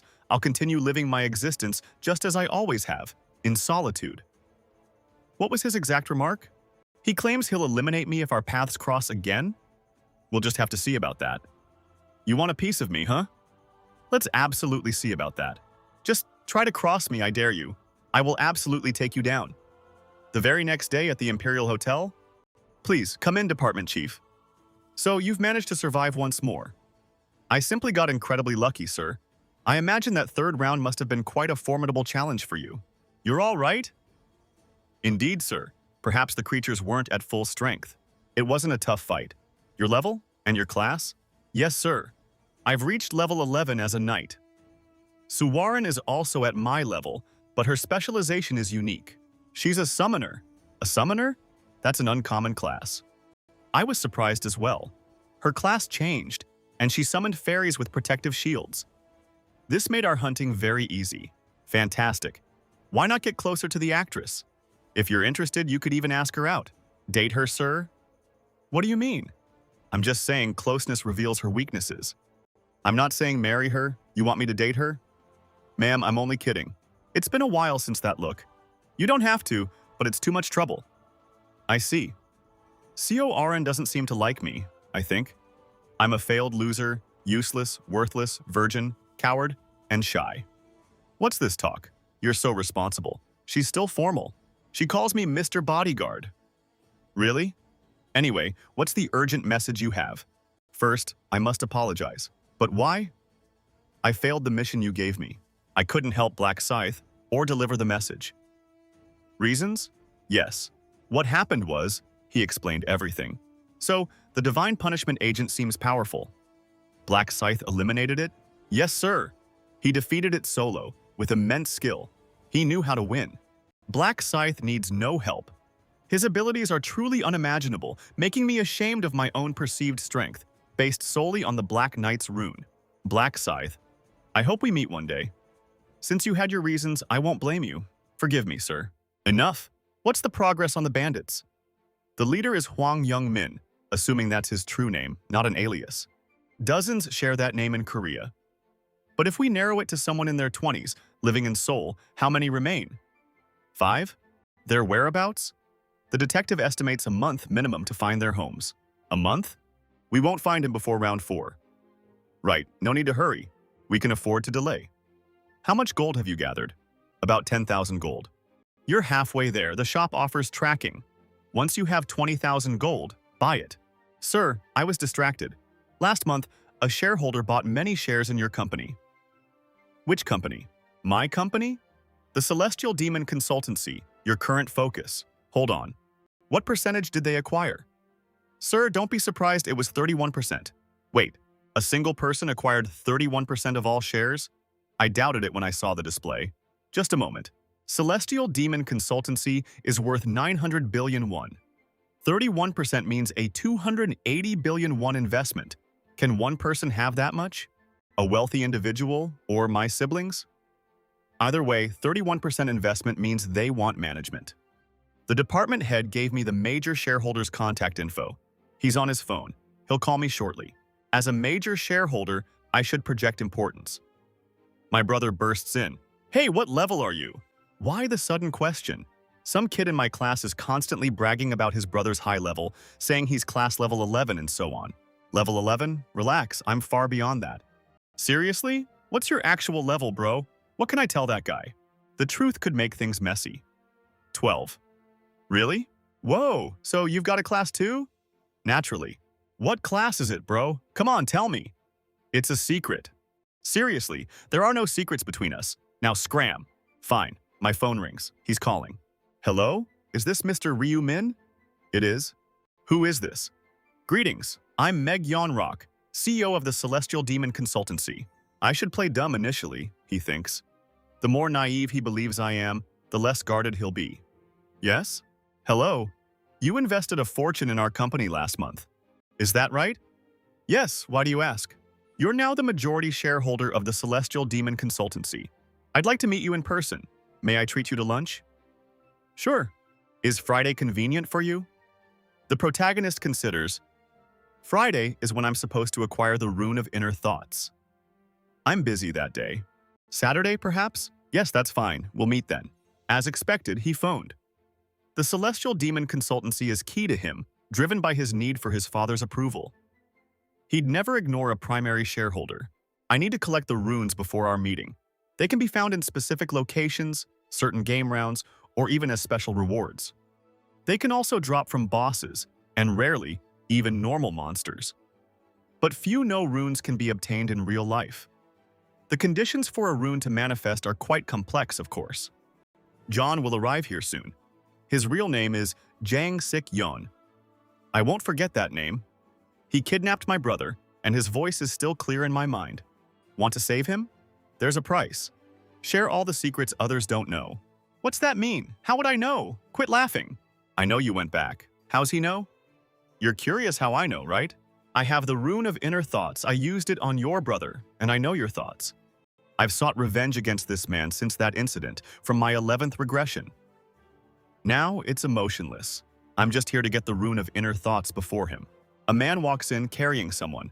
He throws the girl to the floor. I'll take it out, just don't scream. Understood? She pleads, please, spare me. What, is that all you'll say after I free you?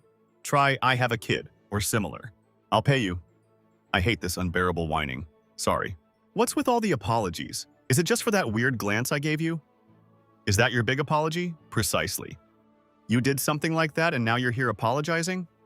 I felt like trash, 2 nights ago. I need a girl tonight.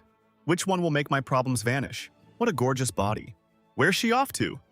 He trails her, then goes in first. Ow, my eye. I can't see. Who are you? Not sure what went down, but he comes out with her, totally limp. The thrill of these wild acts is intoxicating. My life was so dull, I wouldn't have cared about elimination. The luminescence rune makes me glow, blinding all foes. It's the ideal rune for a good time. He enters the store. Welcome. She's very pretty, isn't she? Get me an iced Americano, please. Fine. Your total is 5,001. Are you new here? I'm a regular and I haven't seen you working before. You're a regular? I had no idea. All the other part-timers are gone. The world's changing fast, Yeah, that's logical. When elimination can happen anytime, who'd keep a part-time job? So, you're the owner? That's right. What's your age? You appear quite youthful. I'm 32. You're not a player? No, I'm not, thankfully. Right. Could I get your number, lovely? I'm interested in you. What's the matter? Why that expression? My face disgusts you? You're repulsed by these marks, aren't you? This feels awful. I won't drink this coffee. Give me my money, you foul woman. Here. He seizes the money from her. You hag. Your scorn means I'm not handsome and you're pretty. You'll pay for that look. He hits her head, and we're back. I'm sorry. You know you shouldn't judge people by how they look, right? I know. I won't do it. I don't know. I don't think that's enough. You're not being sincere. He throws her to the ground. You think I don't know? You're just faking it to escape. Please, let me go. But you wanted to apologize, didn't you? If you're so keen on apologizing, why not pay me with something? She, all nervous. No, it was my fault. No. Stay still. You just stay still. Wait. I thought no one else was here. Is he a detective? Who is this man? Man, stop swearing, though soon you'll be cursing plenty. Man, what is this guy? What's with that giant scythe? A white mask? Hey, you crazy person. You think this is some kind of costume party with props? Clearly, you're still clueless about what's happening. Does that look like a toy to you? He releases it. A wisp of smoke drifts up. Wait, is that actually real? Are you a player? You're truly dense. What's your assessment? The protagonist glances at the young woman. You need to leave now, miss. This is your only opportunity. Hold on, who said she's going anywhere? The protagonist lunges, delivering a flurry of blows. He tumbles to the ground. Wow, even I felt that one. The man groans in agony. The protagonist says, remember I told you you'd be cursing soon enough? He then turns to her. Go now. Leave him to me. Thank you. She flees. All right, now it's just us two. Shall we begin this little game? You scoundrel! I'll bring you down. I'll end you. Is that all the fight you have? It's no fun if you just give up. You son of a... How dare you keep that smirk? He effortlessly dodges. What just happened? How is he avoiding me so easily? The protagonist comments, still using a goblin dagger, I see. He twirls the scythe. Man, that was precise. That blade is factory fresh sharp. A limb is severed. Does that sting a little?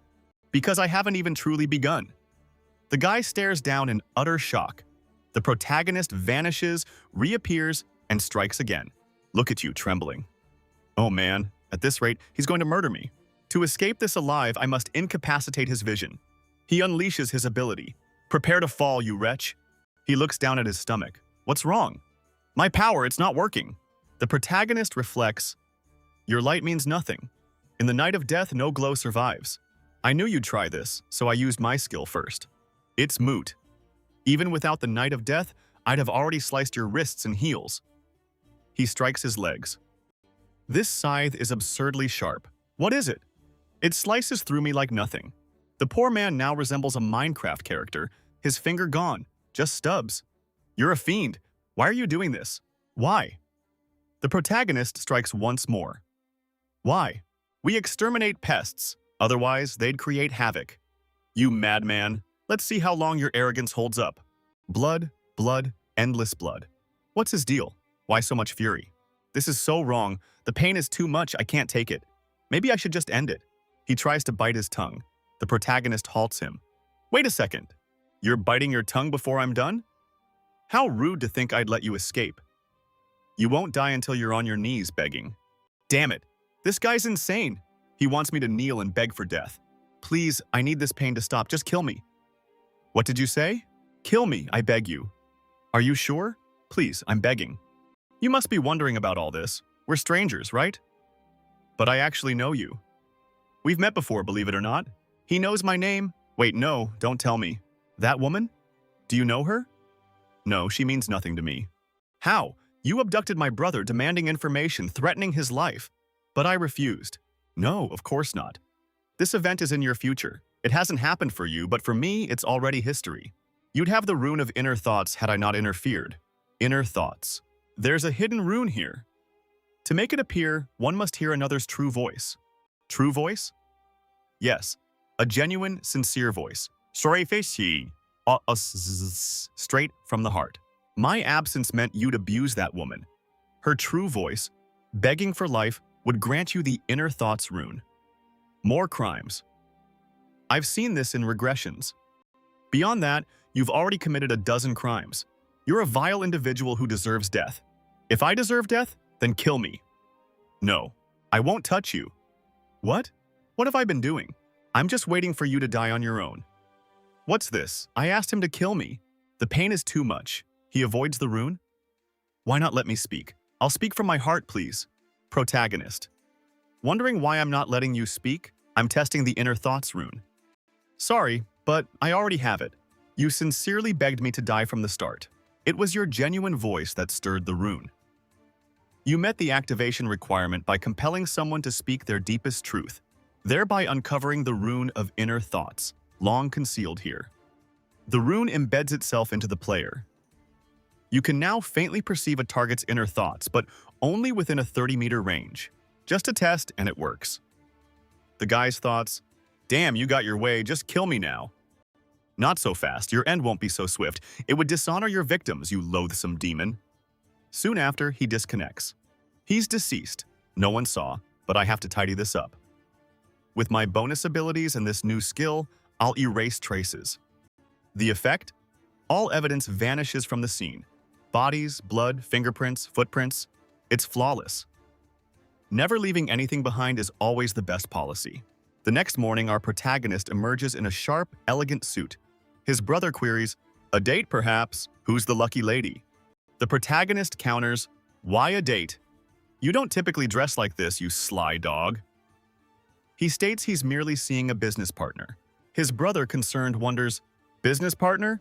What's he up to? Is he getting into investments? Seriously, this brother again. But what if he loses everything? Dude, he already earned $1 billion for you. Isn't that sufficient? Noticing his brother's concern, the protagonist tells him to relax. Don't you trust me? His brother, excited, quickly affirms, of course I do. Who else would he trust?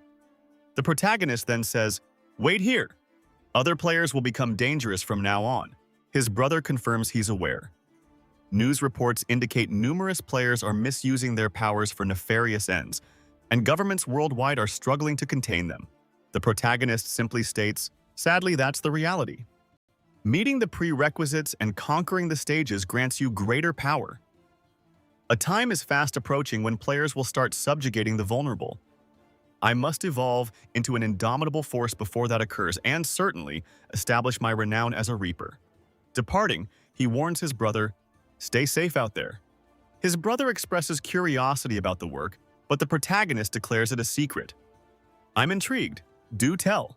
The protagonist tells him, I'll explain everything later. Quit your whining. Just stay put and grab a bite to eat.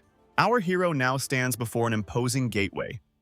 Much like a football team's home field, this hotel belongs to the Oseong Group, making it their territory. The protagonist alone possesses the knowledge of that individual's ties to the Oseong Group. Our protagonist will use this information to boost his importance, but for now, he needs to seem utterly clueless. He walks awkwardly to the reception desk. I'm here for an appointment, at the counter, right? She inquires, a meeting with the Heavenly Demon's president? The protagonist confirms, yes. All right, wait there, he'll be here soon. Thank you, internal. A bit awkward, ideal. I must act anxious, looking around like a novice. Wow, this place is grand. Are you Mr. Ryu? Internal. Whoa, this is the moment. He looks up, and who is it? The man recognizes him. Right? It's you. The protagonist confirms, yes, I'm the one who brought the rice cakes to Soren. The man apologizes for his lack of courtesy. Stunned, he thinks, this guy looks barely 20 and he invested 280 billion? Something's wrong. The protagonist immediately realizes he's going to suspect me. It's a natural reaction considering his wealth at this age. The protagonist, playing along, says, all right, we're strangers. I never expected the president to live so close. The man replies, no, don't get the wrong idea. I'm not the president. The protagonist, of course, knows this and is playing along. The man introduces himself as An Sang-chil, the department head, adding that the president will arrive shortly. For now, let's go in and wait. The protagonist calmly sits, and the man closes the door. He then picks up the phone to call the president. I've met the president personally. This man can't be him. He's far too young. There's no way he invested that much on his own. Someone's backing him, so be wary. The The protagonist instantly caught on to the whole situation. His initial conversation wasn't random. He's likely a messenger. The president, known for precision, wouldn't be tardy. And now he's here. Hello, I am Maggie Onrock, head of Celestial Demon Consultancy. He extends his welcome. The pleasure's mine. I'm Ryu Min. He motions for the protagonist to sit, then has the department head join them. The protagonist finds this unusual. Sang Chil is joining the meeting without prior notice. He suspects a hidden agenda. Ga-Yang Rock suggests they dine before business, stating he's arranged Korean dishes and trusts they'll enjoy them. The protagonist internally muses, "You're in Korea offering Korean food. It's hardly a surprise." The protagonist keeps up his pretense. "Wow, everything here looks so opulent. This hotel is truly grand. I'm pleased it meets your approval." Mei Janrock starts to let his guard down, thinking, this guy is so young, and with that demeanor, he couldn't have earned 280 billion by himself. He's either supported or working for someone. Mei Jianrock wonders who sent him. My brothers? My uncle? I must discover the truth. He then expresses his surprise at the protagonist's arrival. I hadn't expected such a young shareholder. How old are you? The protagonist states, I'm 20. Yanrock, taken aback, repeats, 20? I'm 29. It's good to meet someone around his age. The protagonist replies, it's good for me too? Then Gyunrock wastes no time. How did you acquire such wealth at your age? Are you from a rich family? The protagonist internally notes, damn, he's quite blunt. Not at all. I was just a normal student until lately. Until lately? What do you mean? You haven't seen the news? What news? The one who won the lottery 4 times in a row? Gyunrock, I heard about that. The protagonist reveals, I'm that 4-time lottery winner. Wait, hold on. Excuse me? You're that Ryu from the news. Exactly. Gyunrock's skeptical. Hold on, something feels wrong. The article said the winnings were 60 billion. How do you have 280 billion? The protagonist says, Bitcoin. That sounds like a joke. Bitcoin? Just like that? Exactly. Gyunrock continues, wow, that's impressive. But still, why risk 60 billion on Bitcoin? I wouldn't have the courage. Sang Chul adds, kid, you're so lucky. The protagonist retorts, none of this was luck. Sang Chul asks, didn't the news say you saw the winning numbers in a dream? The protagonist cuts in, it wasn't a dream. Both men are stunned. The protagonist stares at them, thinking, this is the only way I'll gain Gyunrock's trust and bring him to my side. He speaks. This is the first time I've revealed this to anyone, but I have the Rune of Future Sight. Gyunrock, confused, asks, what's that? It's a rune that allows me to see a few years into the future. In other words, I'm a prophet. The two are silent, clearly impressed. Gyunrock can't believe what he's hearing, while Sang Chul thinks the protagonist is insane for bringing such a wild claim to the meeting. Gyunrock asks, are you serious? The protagonist replies, why would I lie? So that's how you won the lottery. Exactly. My Bitcoin investment? Also thanks to this. My power showed me how to multiply my money. He laid it all out, leaving them utterly speechless. Gyunrock, intrigued but wary, asks for proof. If it's not too much trouble, show me something that's about to happen right now. The protagonist thinks, does he know? To predict, I must have lived it already, right? Has he taken this path? He can read thoughts, so predicting his next move is no issue. To negotiate properly, he needs to define a restriction for his ability. The protagonist, a master of deception, continues, I apologize, but I can't use my power freely. It activates at unexpected times. Gyunrock seems to believe him, thinking such a powerful ability must have limits. At this point, Gyunrock has an idea. Mr. Ryu, is that why you invested 200 billion in the company? The protagonist replies, yes, I know the Heavenly Demon consultation will grow immensely. That's why I invested. Gyunrock asks, how much will it grow? You'll be on Kospi within 6 months, easily. I looked up Kospi. It's the Korea Composite Stock Price Index, meaning the company is top tier. A happy smile appears. He's shocked at how amazing it would be if this is true. My father will recognize me, and I'll get the director position. But he hesitates. Curse it, I got overexcited. Idiot, this is terrible. That information made me laugh, and I don't even know if it's certain. The protagonist cast his bait and the man took it. His next card. For success, they'll need to completely change the business. Sang-kil slams the table. That's ridiculous. How can we change our business now? We should just rename the company. Yeon-rock. Settle down, buddy. The protagonist interjects. He's right. If we're changing the business, we should just change the name. He raises his voice. What are you saying? The protagonist, unfazed. You think I'm joking? As players, you should know this. Unveiling a rune comes at a significant cost. Despite that, I chose to show you mine. The protagonist clarified that as both an investor and a partner, his sole aim was the company's expansion. Why else would I have poured in 280 billion? Your success, however, hinges on our collaboration. Sang-kil's brow began to bead with sweat. Sir, you're not actually buying into this madman's claims, are you? The protagonist noted, You clearly doubt my abilities. Sang-kil confessed, I do not. The protagonist grew more insistent. Do you know why I moved into that penthouse? Sang-kil hesitated, completely stumped. Yeon-rock interjected. Hold on, the penthouse? What's the significance of that? Sang-kil blurted, This maniac moved right below Swaren's apartment, the sneaky bastard. The protagonist explained, I did that after I got the rune of future vision. Yeon-rock was annoyed to only now discover this. Sang-kil was utterly disoriented. I never realized he was important.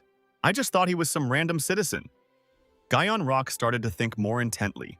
If it happened in January, that was before his Bitcoin investment.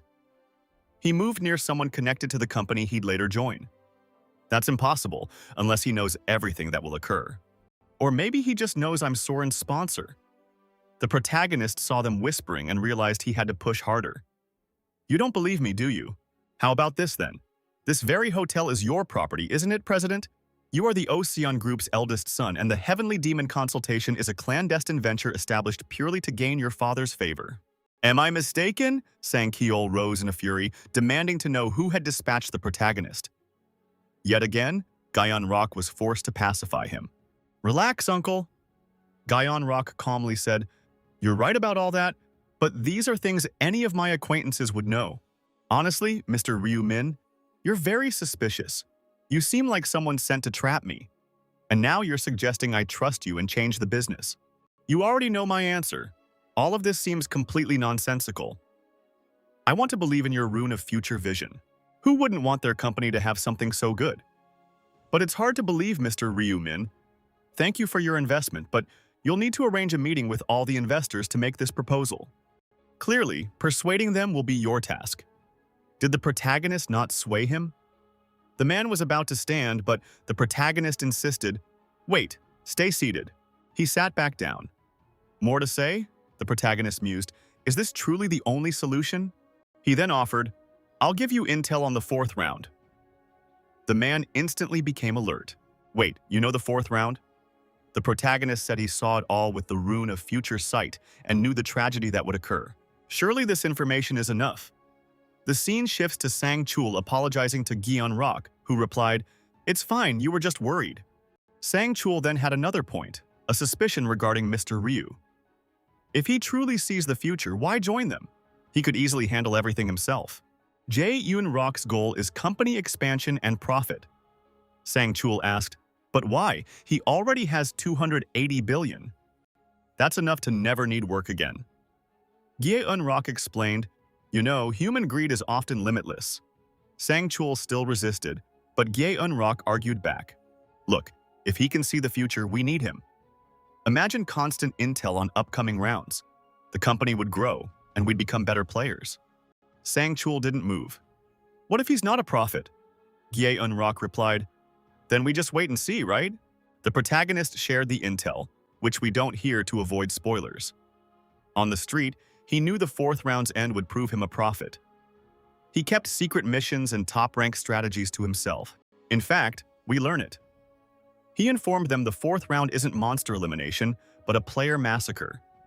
Constant vigilance is essential. That's all he shared. He's confident it's enough to prove his prophecy. Their trust will change. They'll treat him well and protect him. A prophet on your team is better than one with foes. Our protagonist pulled out his phone, wondering, Now that I'm the prophet, must I maintain this role? He first thought of contacting someone, but didn't. It starts with our waifu. It's been a while, and we missed her. She's waiting for traffic to clear when a fancy car pulls up. Why is this crazy person stopping? Who could it be? It's her dad's car, and he's motioning her over. Hop in, kiddo. She walks closer, bewildered. Hank, what's going on? Is this ride yours, honey? Just get in. I'm taking you for a spin. She simply responds, okay. They zoom away. She's stunned, admitting she's never been in such a luxurious vehicle. Our protagonist confesses it's a new experience for him as well.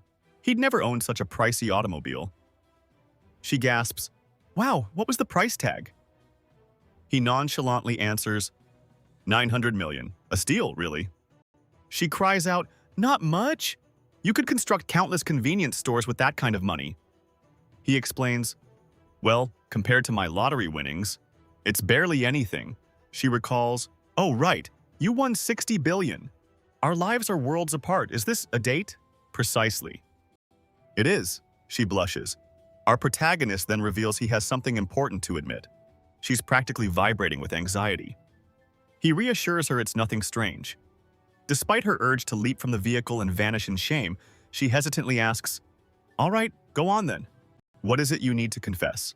He begins, remember how I mentioned seeing the lottery numbers in a dream? Well, that wasn't entirely true. It wasn't a dream. I acquired the Rune of Future Sight, and just as the name implies, I can glimpse what's to come. Perhaps that's why my class is Prophet. She gasps, wow, that's incredible. Isn't that a one-of-a-kind class? He answers, yes, I believe it is. She was delighted. I appreciate you telling me. He explained that since she'd already revealed her class, it was only fair to reciprocate. She replied, but I didn't tell you about my rune and you told me yours. So I'll share mine now. I got the Rune of Protection. For every 10 people within a 10-meter radius, it creates a thin barrier. So 5 people give 5 layers of protection.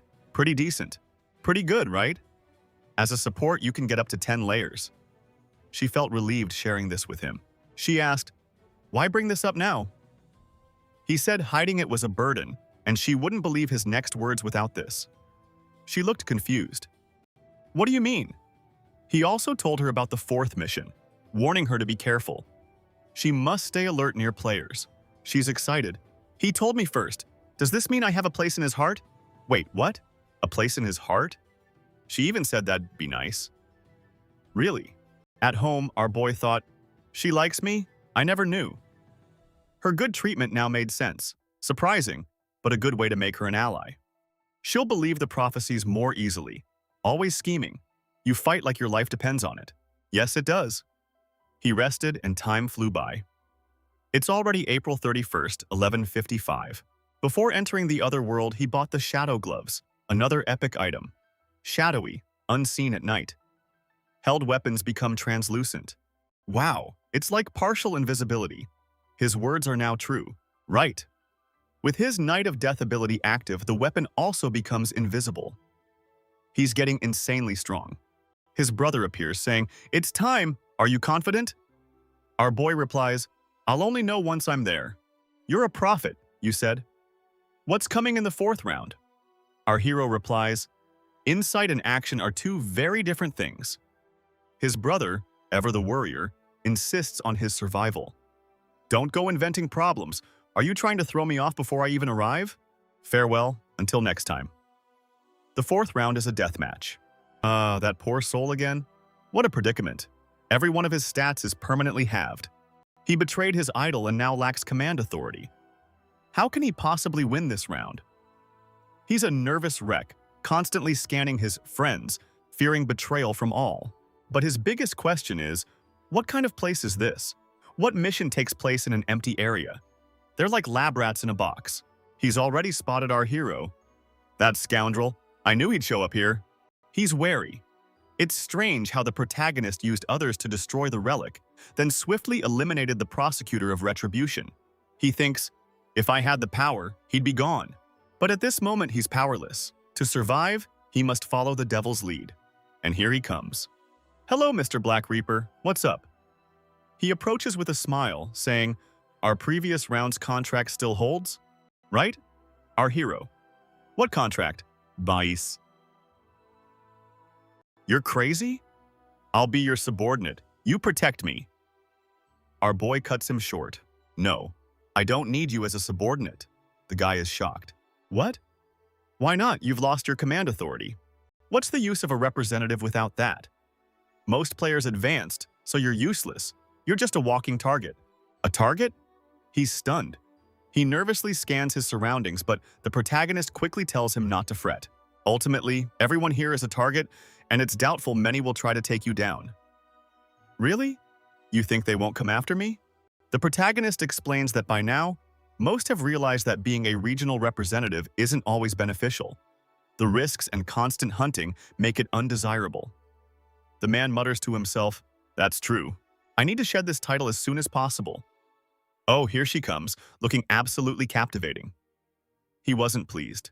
He's both timid and annoyed. A first, for sure.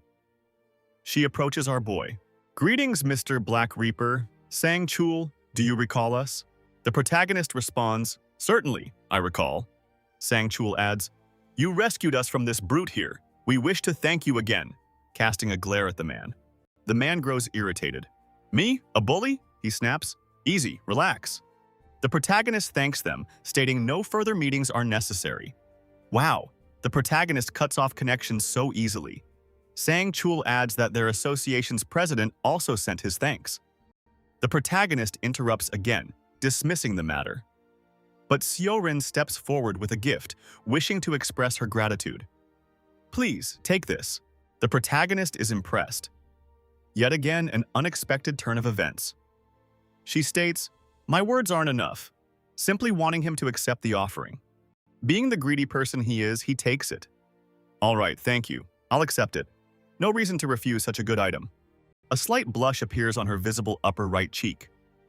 She hesitates, wondering if the protagonist would like it or be angry for a useless stone.